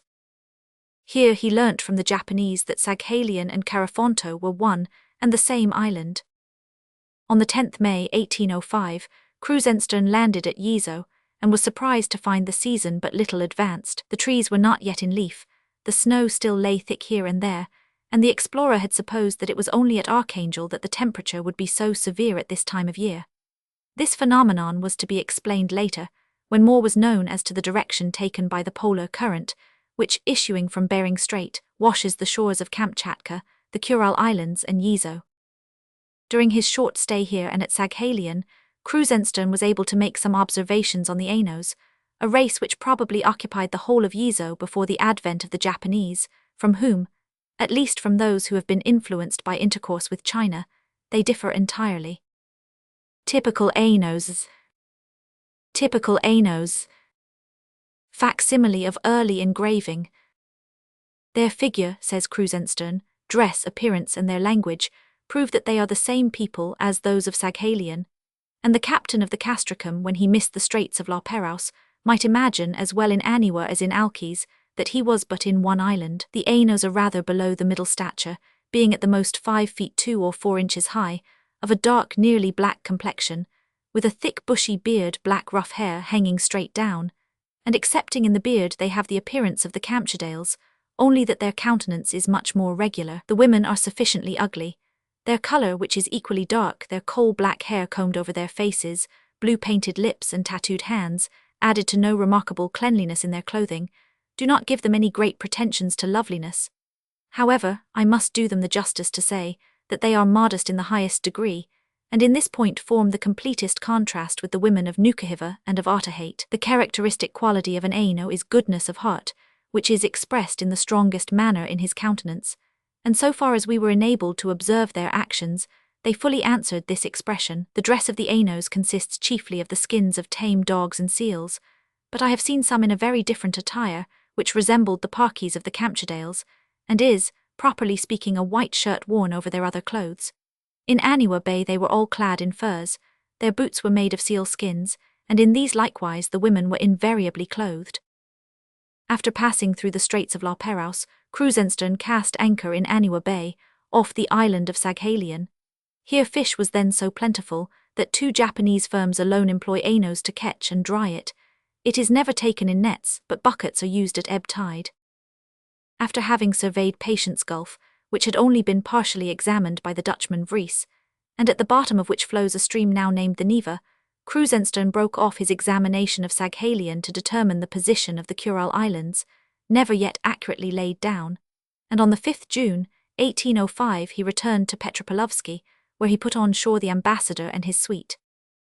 In July, after crossing Nadiaida Strait between Matona and Ratchona, two of the Kurile Islands, Krusenstern surveyed the eastern coast of Saghalien, in the neighbourhood of Cape Patience, which presented a very picturesque appearance, with the hills clothed with grass and stunted trees, and the shores with bushes. The scenery of the interior, however, was somewhat monotonous, with its unbroken line of lofty mountains. The navigator skirted along the whole of this deserted and harbourless coast to Capes Maria and Elizabeth, between which is a deep bay, with a little village of 37 houses nestling at the end, the only one the Russians had seen since they left Providence Bay. It was not inhabited by Ainos, but by Tartars, of which very decided proof was obtained a few days later. Krusenstern next entered the channel separating Saghalien from Tartary, but he was hardly 6 miles from the middle of the passage when his soundings gave 6 fathoms only. It was useless to hope to penetrate further. Orders were given to bout ship, whilst a boat was sent to trace the coastline on either side, and to explore the middle of the strait until the soundings should give 3 fathoms only. A very strong current had to be contended with, rendering this row very difficult, and this current was rightly supposed to be due to the river Amur, the mouth of which was not far distant. The advice given to Krusenstern by the governor of Kamchatka, not to approach the coast of Chinese Tartary, lest the jealous suspicions of the celestial government should be aroused, prevented the explorer from further prosecuting the work of surveying, and once more passing the Kurile group, the Nadiaida returned to Petropalovsky. The commander availed himself of his stay in this port to make some necessary repairs in his vessel, and to confirm the statements of Captain Clerke, who had succeeded Cook in the command of his last expedition, and those of Delisle de la Croix, the French astronomer, who had been Behring's companion in 1741. During this last sojourn at Petropalovsky, Krusenstern received an autograph letter from the Emperor of Russia, enclosing the Order of St. Anne as a proof of His Majesty's satisfaction with the work done. On the 4th October 1805, the Nadiaida set sail for Europe, exploring en route the latitudes in which, according to the maps of the day, were situated the islands of Rica de Plata, Guadalupes, Malabrigos, St. Sebastian de Lobos, and San Juan. Krusenstern next identified the Farallon Islands of Anson's map, now known as St. Alexander, St. Augustine, and Volcanoes, and situated south of the Barninsima group. Then crossing the Formosa Channel, he arrived at Macau on the 21st November. He was a good deal surprised not to find the Neva there, as he had given instructions for it to bring a cargo of furs, the price of which he proposed expending on Chinese merchandise. He decided to wait for the arrival of the Neva. Macau seemed to him to be falling rapidly into decay. Many fine buildings, he says, are ranged in large squares, surrounded by courtyards and gardens, but most of them uninhabited, the number of Portuguese residents there having greatly decreased. The chief private houses belong to the members of the Dutch and English factories. 12 or 15,000 is said to be the number of the inhabitants of Macau, most of whom, however, are Chinese, who have so completely taken possession of the town that it is rare to meet any European in the streets, with the exception of priests and nuns. One of the inhabitants said to me, "We have more priests here than soldiers," a piece of raillery that was literally true, the number of soldiers amounting only to 150, not one of whom is a European, the whole being mulattoes of Macau and Goa. Even the officers are not all Europeans. With so small a garrison it is difficult to defend 4 large fortresses, and the natural insolence of the Chinese finds a sufficient motive in the weakness of the military to heap insult upon insult. Just as the Nadiaida was about to weigh anchor, the Neva at last appeared. It was now the 3rd November, and Krusenstern went up the coast in the newly arrived vessel as far as Whampoa, where he sold to advantage his cargo of furs, after many prolonged discussions which his firm but conciliating attitude, together with the intervention of English merchants, brought to a successful issue. On the 9th February, the two vessels once more together weighed anchor, and resumed their voyage by way of the Sunda Isles. Beyond Christmas Island they were again separated in cloudy weather, and did not meet until the end of the trip. On the 4th May, the Nadiaida cast anchor in St. Helena Bay, 60 days' voyage from the Sunda Isles and 79 from Macau. "I know of no better place," says Krusenstern, "to get supplies after a long voyage than St. Helena. The road is perfectly safe, and at all times more convenient than Table Bay or Simon's Bay at the Cape. The entrance, with the precaution of first getting near the land, is perfectly easy, and on quitting the island nothing more is necessary than to weigh anchor and stand out to sea. Every kind of provision may be obtained here, particularly the best kinds of garden stuffs, and in 2 or 3 days a ship may be provided with everything.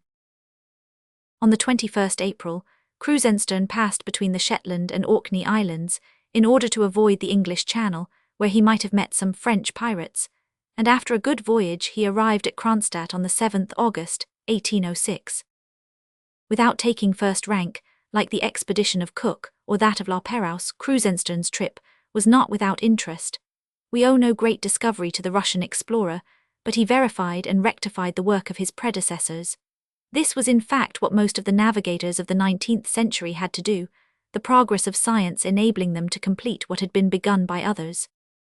Krusenstern had taken with him in his voyage round the world the son of the well-known dramatic author Kotzebue. The young Otto Kotzebue, who was then a cadet, soon gained his promotion, and he was a naval lieutenant when, in 1815, the command was given to him of the Rurik, a new brig with 2 guns, and a crew of no more than 27 men, equipped at the expense of Count Romantzoff. His task was to explore the less-known parts of Oceania, and to cut a passage for his vessel across the frozen ocean. Kotzebue left the port of Kronstadt on the 15th July, 1815, put in first at Copenhagen and Plymouth, and after a very trying trip doubled Cape Horn, and entered the Pacific Ocean on the 22nd January, 1816. After a halt at Talcahuano on the coast of Chile, he resumed his voyage, sighted the desert island of Salas of Gomez on the 26th March, and steered towards Easter Island, where he hoped to meet with the same friendly reception as Cook and Perouse had done before him. The Russians had, however, hardly disembarked before they were surrounded by a crowd eager to offer them fruit and roots, by whom they were so shamelessly robbed that they were compelled to use their arms in self-defense, and to re-embark as quickly as possible to avoid the shower of stones flung at them by the natives. The only observation they had time to make during this short visit was the overthrow of the numerous huge stone statues described, measured, and drawn by Cook and La Perouse. On the 16th April, the Russian captain arrived at the Dog Island of Schouten, which he called Doubtful Island, to mark the difference in his estimate of its position and that attributed to it by earlier navigators. Kotzebue gives it S lat, 44 degrees 50, and W long, 138 degrees 47. During the ensuing days were discovered the desert island of Romantzoff, so named in honor of the promoter of the expedition, Spiridoff Island with a lagoon in the center, the island Aura of the Paumotu group, the V-Legion chain of islets, and the no less extended group of the Krusenstern Islands. On the 28th April, the Rurik was near the supposed site of Bauman's Islands, but not a sign of them could be seen, and it appeared probable that the group had in fact been one of those already visited. As soon as he was safely out of the dangerous Paumotu archipelago, Kotzebue steered towards the group of islands cited in 1788 by Sever, who, without touching at them, gave them the name of Penrhyn. The Russian explorer determined the position of the central group of islets as S lat, 9 degrees 135, and W long, 157 degrees 44, 32, characterizing them as very low like those of the Paumotu group, but inhabited for all that.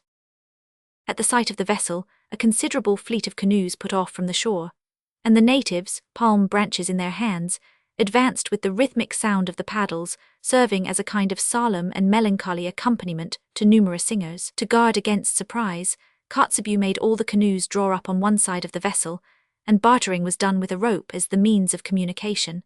The natives had nothing to trade with but bits of iron and fish hooks made of mother of pearl. They were well made and martial-looking, but wore no clothes beyond a kind of apron. At first only noisy and very lively, the natives soon became threatening. They thieved openly and answered remonstrances with undisguised taunts. Brandishing their spears above their heads, they seemed to be urging each other on to an attack. When Kotzebue felt that the moment had come to put an end to these hostile demonstrations, he had one gun fired. In the twinkling of an eye the canoes were empty, their terrified crews unpremeditatingly flinging themselves into the water with one accord. Presently the heads of the divers reappeared, and a little calmed down by the warning received, the natives returned to their canoes and their bartering. Nails and pieces of iron were much sought after by these people, whom Kotzebue likens to the natives of Naukahiva. They do not exactly tattoo themselves, but cover their bodies with large scars. In the twinkling of an eye the canoes were empty, In the twinkling of an eye the canoes were empty. A curious fashion not before noticed amongst the islanders of Oceania prevails amongst them. Most of them wear the nails very long, and those of the chief men in the canoes extended 3 inches beyond the end of the finger. 36 boats manned by 360 men now surrounded the vessel, and Kotzebue, judging that with his feeble resources and the small crew of the Rurik any attempt to land would be imprudent, set sail again without being able to collect any more information on these wild and warlike islanders. Continuing his voyage towards Kamchatka, the navigator sighted on the 21st May 2 groups of islands connected by a chain of coral reefs. He named them Kudusov and Suwarov, determined their position, and made up his mind to come back and examine them again. The natives in fleet canoes approached the Rurik, but in spite of the pressing invitation of the Russians, would not trust themselves on board. They gazed at the vessel in astonishment, talked to each other with a vivacity which showed their intelligence, and flung on deck the fruit of the pandanus and coconuts. Their lank black hair, with flowers fastened in it here and there, the ornaments hung round their necks, their clothing of 2 curiously woven coloured mats tied to the waist, and reaching below the knee, but above all their frank and friendly countenances, distinguished the natives of the Marshall Archipelago from those of Penryn. On the 19th June, the Rurik put in at New Archangel, and for 28 days her crew were occupied in repairing her. On the 15th July Kotzebue set sail again, and 5 days later disembarked on Bering Island, the southern promontory of which he laid down in N lat. 55 degrees 17'18" and W long, 194 degrees 6'37". The natives Kotzebue met with on this island, like those of the North American coast, wore clothes made of seal skin and the intestines of the walrus. The lances used by them were pointed with the teeth of these amphibious animals. Their food consisted of the flesh of whales and seals, which they store in deep cellars dug in the earth. Their boats were made of leather, and they had sledges drawn by dogs. Their mode of salutation is strange enough. They first rub each other's noses, and then pass their hands over their own stomachs, as if rejoicing over the swallowing of some tidbit. Lastly, when they want to be very friendly indeed, they spit in their own palms and rub their friends' faces with the spittle. The captain, still keeping his northerly course along the American coast, discovered Skitchmeth Bay, Sarichif Island, and lastly, an extensive gulf, the existence of which was not previously known. At the end of this gulf, Kotzebue hoped to find a channel through which he could reach the Arctic Ocean, but he was disappointed. He gave his own name to the gulf, and that of Krusenstern to the cape at the entrance. Driven back by bad weather, the Rurik reached Aunalashka on the 6th September, halted for a few days at San Francisco, and reached the Sandwich Islands, where some important surveys were made and some very curious information collected. On leaving the Sandwich Islands, Kotzebue steered for Suwarov and Kudusov Islands, which he had discovered a few months before. On the 1st January 1817, he sighted Maidi Island, to which he gave the name of New Year's Island. 4 days later he discovered a chain of little low wooded islands set in a framework of reefs, through which the vessel could scarcely make its way.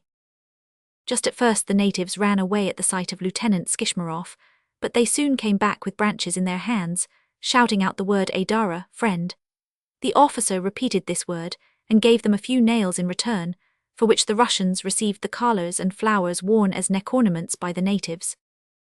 This exchange of courtesies emboldened the rest of the islanders to appear, and throughout the stay of the Russians in this archipelago, these friendly demonstrations and enthusiastic but guarded greetings were continued. One native, Rarik by name, was particularly cordial to the Russians, whom he informed that the name of his island and of the chain of islets and atolls too connected with it was Artia. In acknowledgement of the cordial reception of the natives, Kotzebue left with them a cock and hen, and planted in a garden laid out under his orders a quantity of seeds, in the hope that they would thrive.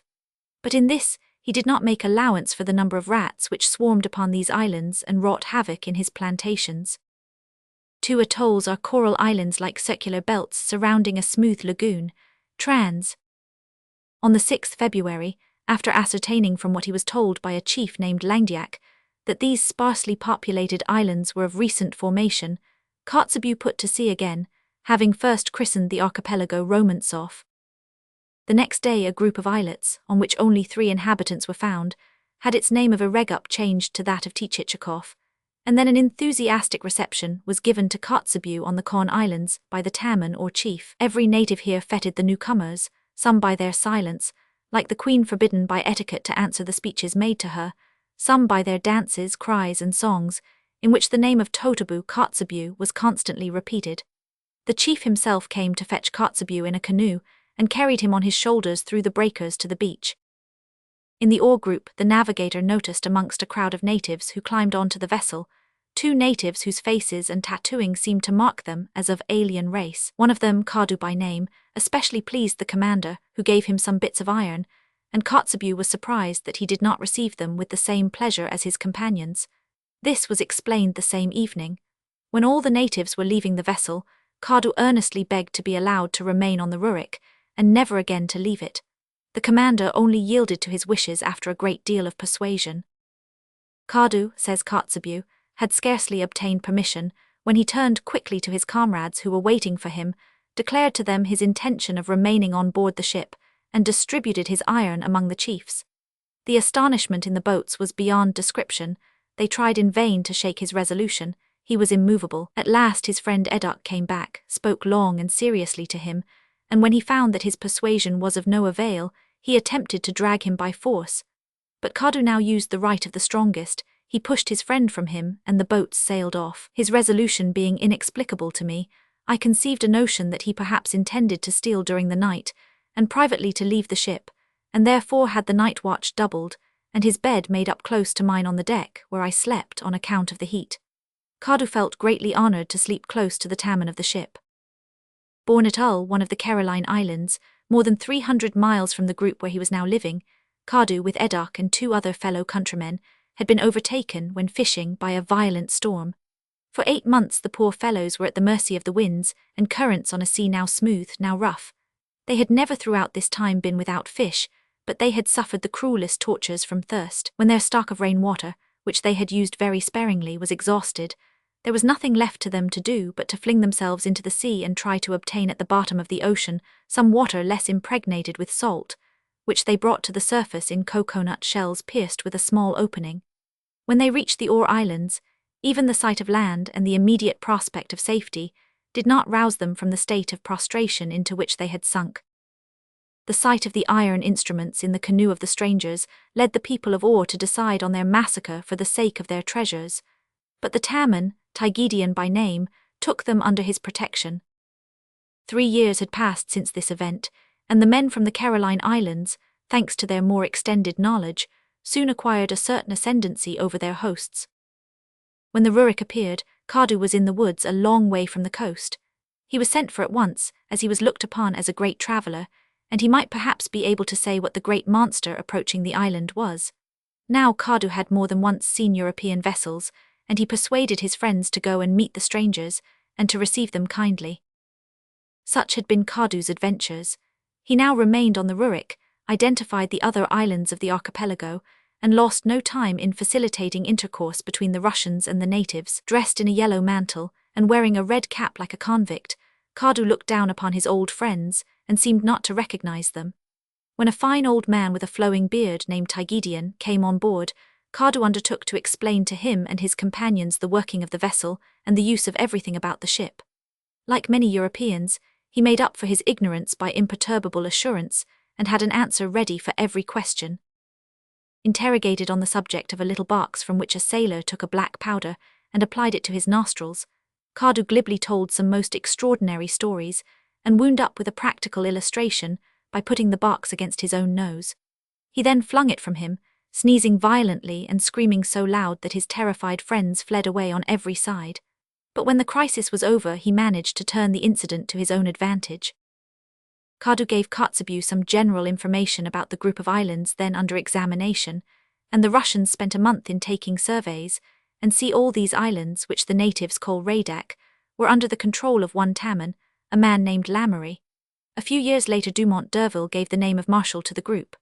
According to Kadu, another chain of islets, atolls, and reefs was situated some little distance off on the west. Kotzebue had not time to identify them, and steering in a northerly direction he reached Aunalashka on the 24th April, where he had to repair the serious damage sustained by the Rurik in 2 violent storms. This done, he took on board some Badair's boats cased in skins to make them watertight, with 15 natives of the Aleutian Islands, who were used to the navigation of the polar seas, and resumed his exploration of Bering Strait. Kotzebue had suffered very much from pain in his chest ever since when, doubling Cape Horn, he had been knocked down by a huge wave and flung overboard, an accident which would have cost him his life had he not clung to some rope. The consequences were so serious to his health that, when on the 10th July he landed on the island of St. Lawrence, he was obliged to give up the further prosecution of his researches. On the 1st October the Rurik made a second short halt at the Sandwich Islands, where seeds and animals were landed, and at the end of the month the explorers landed at Arctic.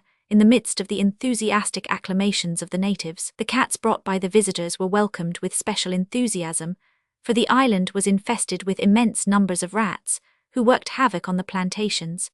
Great also was the rejoicing over the return of Kadu, with whom the Russians left an assortment of tools and weapons, which made their owner the wealthiest inhabitant of the archipelago.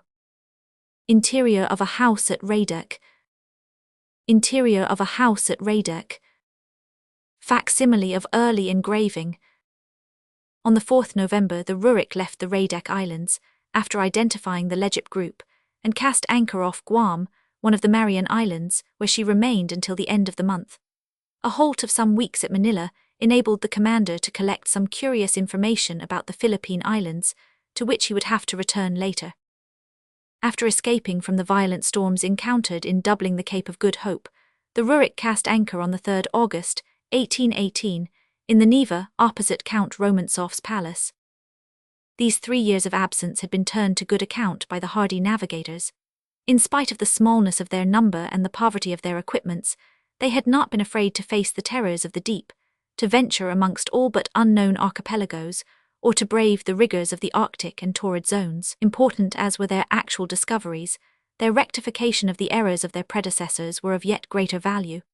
2,500 species of plants, 1/3 of which were quite new, with numerous details respecting the language, ethnography, religion, and customs of the tribes visited, formed a rich harvest attesting the zeal, skill, and knowledge of the captain, as well as the intrepidity and endurance of his crew. When, therefore, the Russian government decided in 1823 to send reinforcements to Kamchatka to put an end to the contraband trade carried on in Russian America, the command of the expedition was given to Kotzebue. A frigate called the Prowess was placed at his disposal, and he was left free to choose his own route both going and returning. Kotzebue had gone round the world as a midshipman with Krusenstern, and that explorer now entrusted to him his eldest son, as did also Mahler, the Minister of Marine, a proof of the great confidence both fathers placed in him. The expedition left Kronstadt on the 15th August, 1823, reached Rio Janeiro in safety, doubled Cape Horn on the 15th January, 1824, and steered for the Paumotu archipelago, where Prowess Island was discovered and the islands of Arikchejus, Romantsov, Karlshof, and Palaiser were identified. On the 14th March anchor was cast in the harbour of Matavar, Artahate. View of Artahate. View of Artahate. Since Cook's stay in this archipelago, a complete transformation had taken place in the manners and customs of the inhabitants. In 1799, some missionaries settled in Artahate, where they remained for 10 years, unfortunately without making a single conversion, and we add with regret without even winning the esteem or respect of the natives, compelled at the end of these 10 years, in consequence of the revolutions which convulsed Artahate, to take refuge at Imeo and other islands of the same group. Their efforts were there crowned with more success. In 1817, Palmer, king of Artahate, recalled the missionaries, made them a grant of land, and declared himself a convert to Christianity. His example was soon followed by a considerable number of natives. Kotzebue had heard of this change, but he was not prepared to find European customs generally adopted. At the sound of the discharge announcing the arrival of the Russians, a boat, bearing the Artahatian flag, put off from shore, bringing a pilot to guide the Prowess to its anchorage. The next day, which happened to be Sunday, the Russians were surprised at the religious silence which prevailed throughout the island when they landed. This silence was only broken by the sound of canticles and psalms sung by the natives in their huts. The church, a plain, clean building of rectangular form, roofed with reeds and approached by a long avenue of palms, was well filled with an attentive, orderly congregation, the men sitting on one side, the women on the other, all with prayer books in their hands. The voices of the neophytes often joined in the chant of the missionaries, unfortunately with better will than correctness or appropriateness. If the piety of the islanders was edifying, the costumes worn by these strange converts were such as somewhat to distract the attention of the visitors. A black coat or the waistcoat of an English uniform was the only garment worn by some, whilst others contented themselves with a jacket, a shirt, or a pair of trousers. The most fortunate were wrapped in cloth mantles, and rich and poor alike dispensed with shoes and stockings. The women were no less grotesquely clad. Some wore men's shirts, white or striped as the case might be, others a mere piece of cloth, but all had European hats. The wives of the Ariwa three wore coloured robes, a piece of great extravagance, but with them the dress formed the whole costume. 3. The Ariwa are a curious, vagrant set of people, who have been found in these regions, who practice the singular and fatal custom of killing their children at birth, because of a traditional law binding them to do so. Trans. On the Monday, a most imposing ceremony took place. This was the visit to Kotzebue of the Queen Mother and the royal family. These great people were preceded by a master of ceremonies, who was a sort of court fool wearing nothing but a red waistcoat, and with his legs tattooed to represent striped trousers, whilst on the lower portion of his back was described a quadrant divided into minute sections. He performed his absurd capers, contortions, and grimaces with a gravity infinitely amusing. The Queen Regent carried the little King Palmer Roman III. In her arms and beside her walked his sister, a pretty child of 10 years old. The royal infant was dressed in European style like his subjects, and like them, he wore nothing on his feet. At the request of the ministers and great people of Arctic, Kotzebue had a pair of boots made for him, which he was to wear on the day of his coronation. Great were the shouts of joy, the gestures of delight, and the envious exclamations over the trifles distributed amongst the ladies of the court, and fierce were the struggles for the smallest shreds of the imitation gold lace given away. What important matter could have brought so many men on to the deck of the frigate, bearing with them quantities of fruits and figs? These eager messengers were the husbands of the disappointed ladies of Arctic, who had not been present at the division of the gold, lace more valuable in their eyes than rivers of diamonds in those of Europeans. At the end of 10 days, Kotzebue decided to leave this strange country, where civilization and barbarism flourished side by side in a manner so fraternal, and steered for the Samoa archipelago, notorious for the massacre of the companions of La Perouse. How great was the difference between the Samoans and the Otaheitans! Wild and fierce, suspicious and threatening, the natives of Rose Island could scarcely be kept off the deck of the Prydprigti, and one of them, at the sight of the bare arm of a sailor, made a savage and eloquent gesture, showing with what pleasure he could devour the firm and doubtless savoury flesh displayed to view. The insolence of the natives increased with the arrival of more canoes from the shore, and they had to be beaten back with boat hooks before the Prydprigti could get away from amongst the frail boats of the ferocious islanders. Upolu or Oyalava, Platte and Polar or Savai Islands, which with Rose Island form part of the Navigator or Samoan group, were passed almost as soon as they were sighted, and Kotzebue steered for the Radek Islands, where he had been so kindly received on his first voyage. This time, however, the natives were terrified at sight of the huge vessel, and piled up their canoes or fled into the interior, whilst on the beach a procession was formed, a number of islanders with palm branches in their hands advancing to meet the intruders and beg for peace. At this sight, Kotzebue flung himself into a boat with the surgeon Eschkoltz, and rowing rapidly towards the shore, shouted, "Totabu Adara, Kotzebue friend." An immediate change was the result. The petitions the natives were going to address to the Russians were converted into shouts and enthusiastic demonstrations of delight, some rushing forwards to welcome their friend, others running over to announce his arrival to their fellow countrymen. The commander was very pleased to find that Kadu was still living at Ore, under the protection of Lamory, whose countenance he had secured at the price of half his wealth. Of all the animals left here by Kotzebue, the cats, now become wild, alone had survived, and thus far they had not destroyed the legions of rats with which the island was overrun. The explorer remained several days with his friends, whom he entertained with dramatic representations, and on the 6th May he made for the Legip group, the examination of which he had left uncompleted on his last voyage. After surveying it, he intended to resume his exploration of the Radek Islands, but bad weather prevented this, and he had to set sail for Kamchatka. The crew here enjoyed the rest so fully earned, from the 7th June to the 20th July, when Kotzebue set sail for New Archangel on the American coast, where he cast anchor on the 7th August. The frigate, which was here to take the place of the Prydprigti, was not, however, ready for sea until the 1st March of the following year, and Kotzebue turned the delay to account by visiting the Sandwich Islands, where he cast anchor off Oahu in December 1824.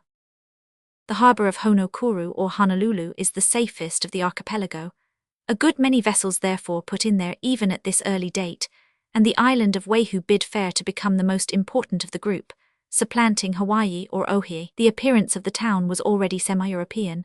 Stone houses replaced the primitive native huts, regular streets with shops, café, public houses, much patronized by the sailors of whalers and fur traders, together with a fortress provided with cannon, were the most noteworthy signs of the rapid transformation of the manners and customs of the natives. 50 years had now elapsed since the discovery of most of the islands of Oceania, and everywhere changes had taken place as sudden as those in the Sandwich Islands. The fur trade, says Disparo Cooley, carried on with the northwest coast of America, has effected a wonderful revolution in the Sandwich Islands, which from their situation offered an advantageous shelter for ships engaged in it. Among these islands the fur traders wintered, refitted their vessels, and replenished their stock of fresh provisions, and as summer approached, returned to complete their cargo on the coast of America. Iron tools and, above all, guns were eagerly sought for by the islanders in exchange for their provisions, and the mercenary traders, regardless of consequences, readily gratified their desires. Firearms and ammunition, being the most profitable stock to traffic with, were supplied them in abundance. Hence the Sandwich Islanders soon became formidable to their visitors. They seized on several small vessels, and displayed an energy tinctured at first with barbarity, but indicating great capabilities of social improvement. At this period, one of those extraordinary characters which seldom fail to come forth when fate is charged with great events, completed the revolution, which had its origin in the impulse of Europeans. Tameha, a chief who had made himself conspicuous during the last and unfortunate visit of Cook to those islands, usurped the authority of king, subdued the neighbouring islands with an army of 16,000 men, and made his conquests subservient to his grand schemes of improvement. He knew the superiority of Europeans, and was proud to imitate them. Already in 1796, when Captain Broughton visited those islands, the usurper sent to ask him whether he should salute him with great guns. He always kept Englishmen about him as ministers and advisers. In 1817, he is said to have had an army of 7,000 men, armed with muskets, among whom were at least 50 Europeans. Tameha, who began his career in blood and usurpation, lived to gain the sincere love and admiration of his subjects, who regarded him as more than human, and mourned his death with tears of warmer affection than often bedew the ashes of royalty. One of the guard of the King of the Sandwich Islands.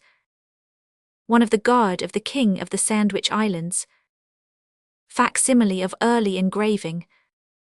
Such was the state of things when the Russian expedition put in at Oahu. The young King Riorio was in England with his wife, and the government of the archipelago was in the hands of the Queen Mother, Kahumanu.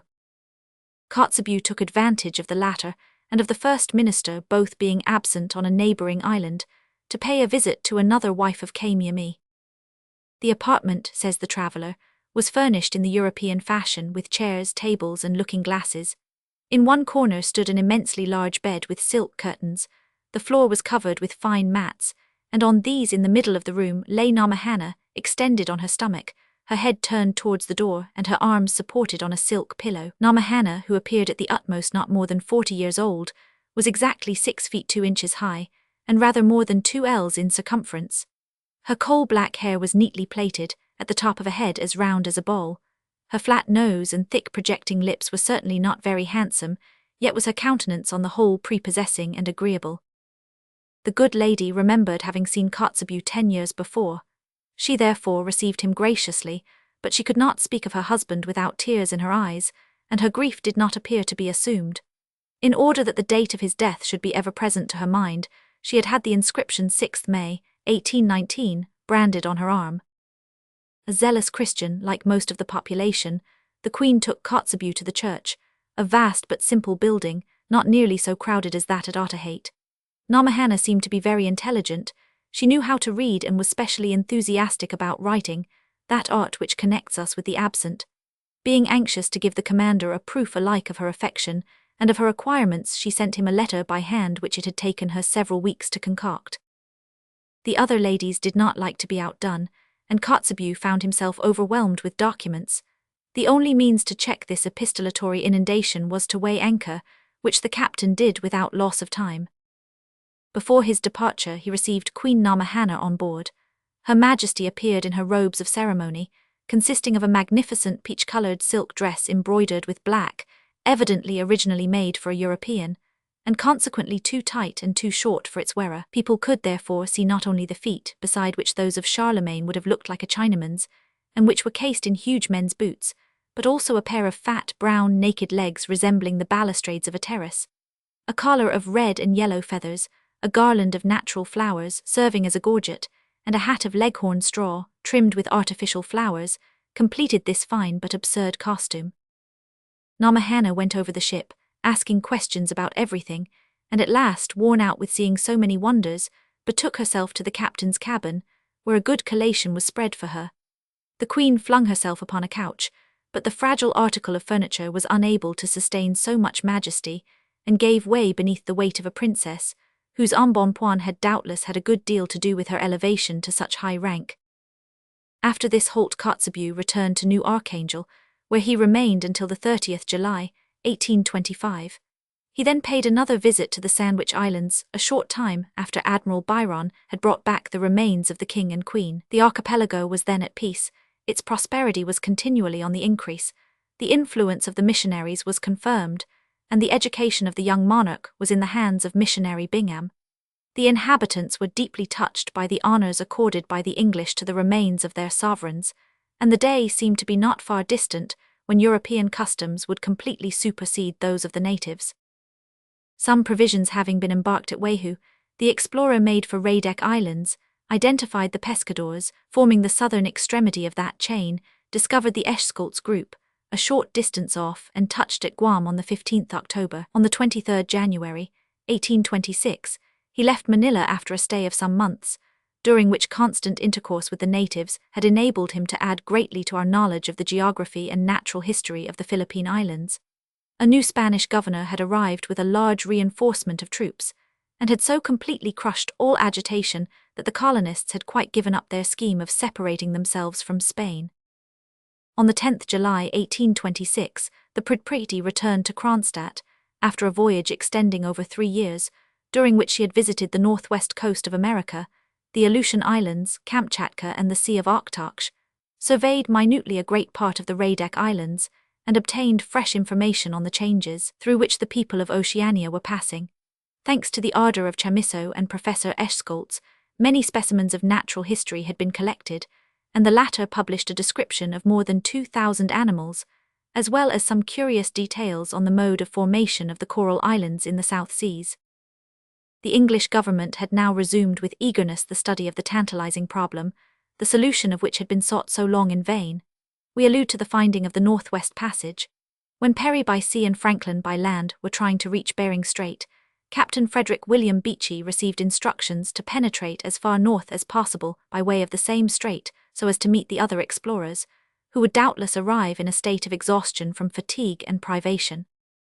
The Blossom, Captain Beechey commander, set sail from Spithead on the 19th May, 1825, and after doubling Cape Horn on the 26th December, entered the Pacific Ocean. After a short stay off the coast of Chile, Beechey visited Easter Island, where the same incidents which had marked Kotzebue's visit were repeated.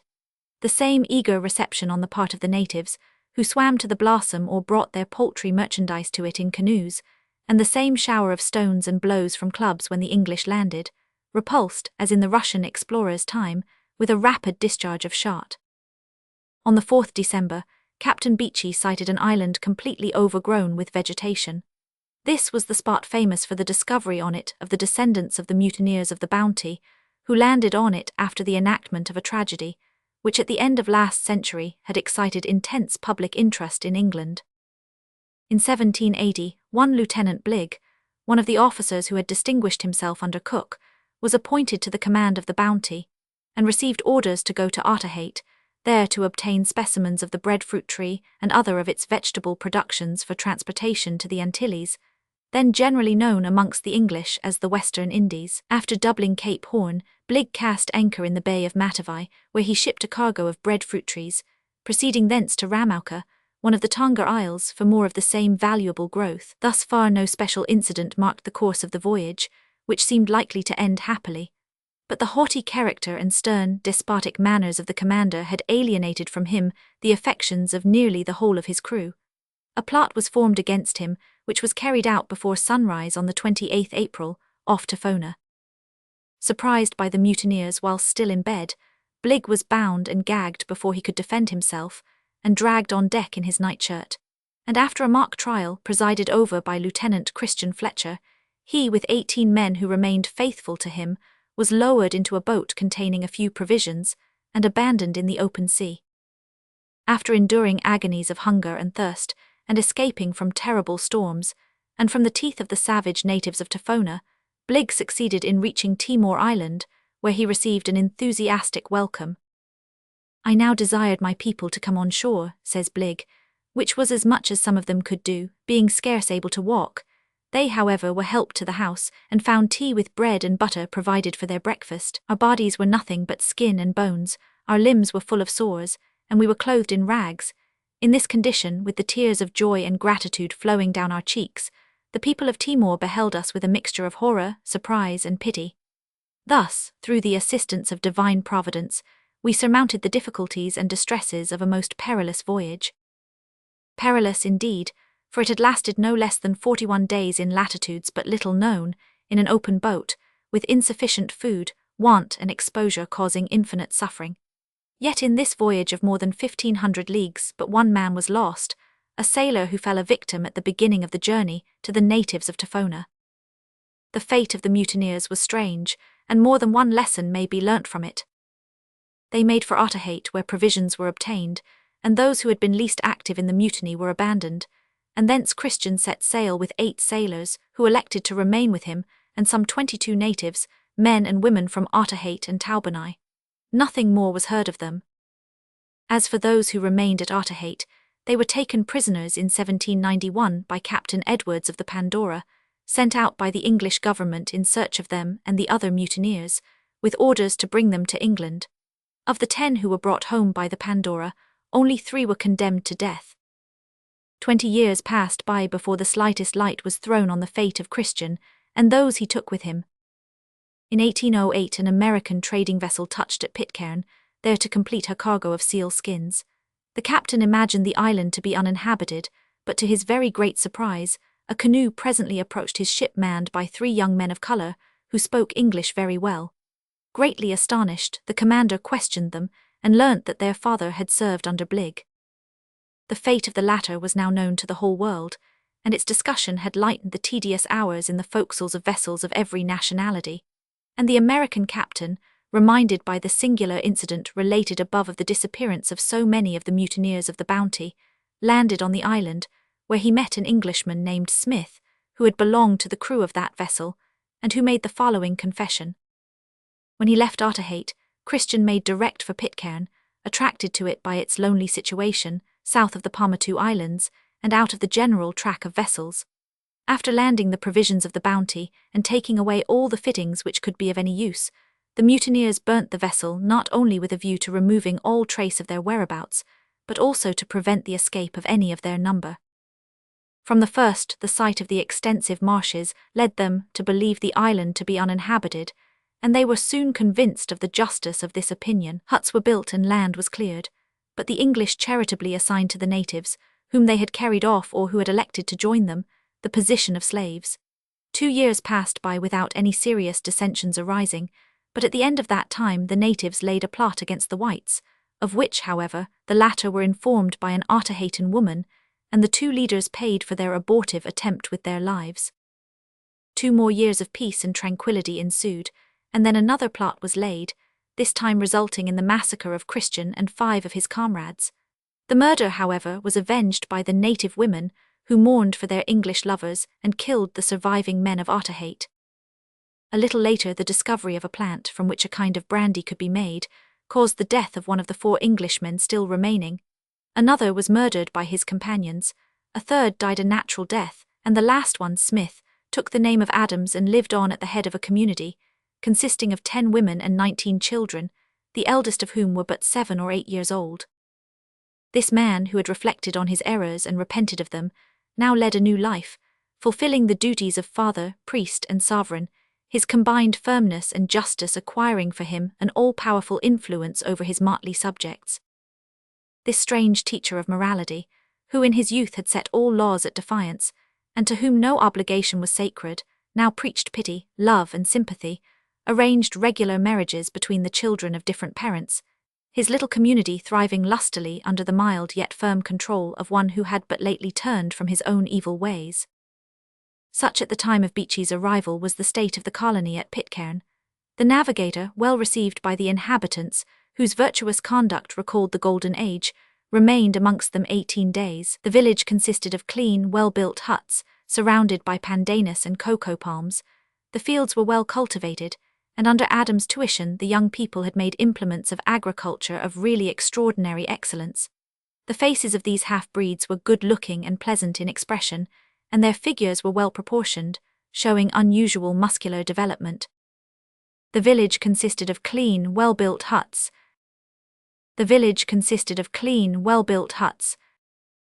After leaving Pitcairn, Beechey visited Crescent, Gambier, Hood, Clermont, Tunera, Searles, Whitsunday, Queen Charlotte, Tehai, and the Lancer Islands, all in the Paumotu group, and an islet to which he gave the name of Byam Martin.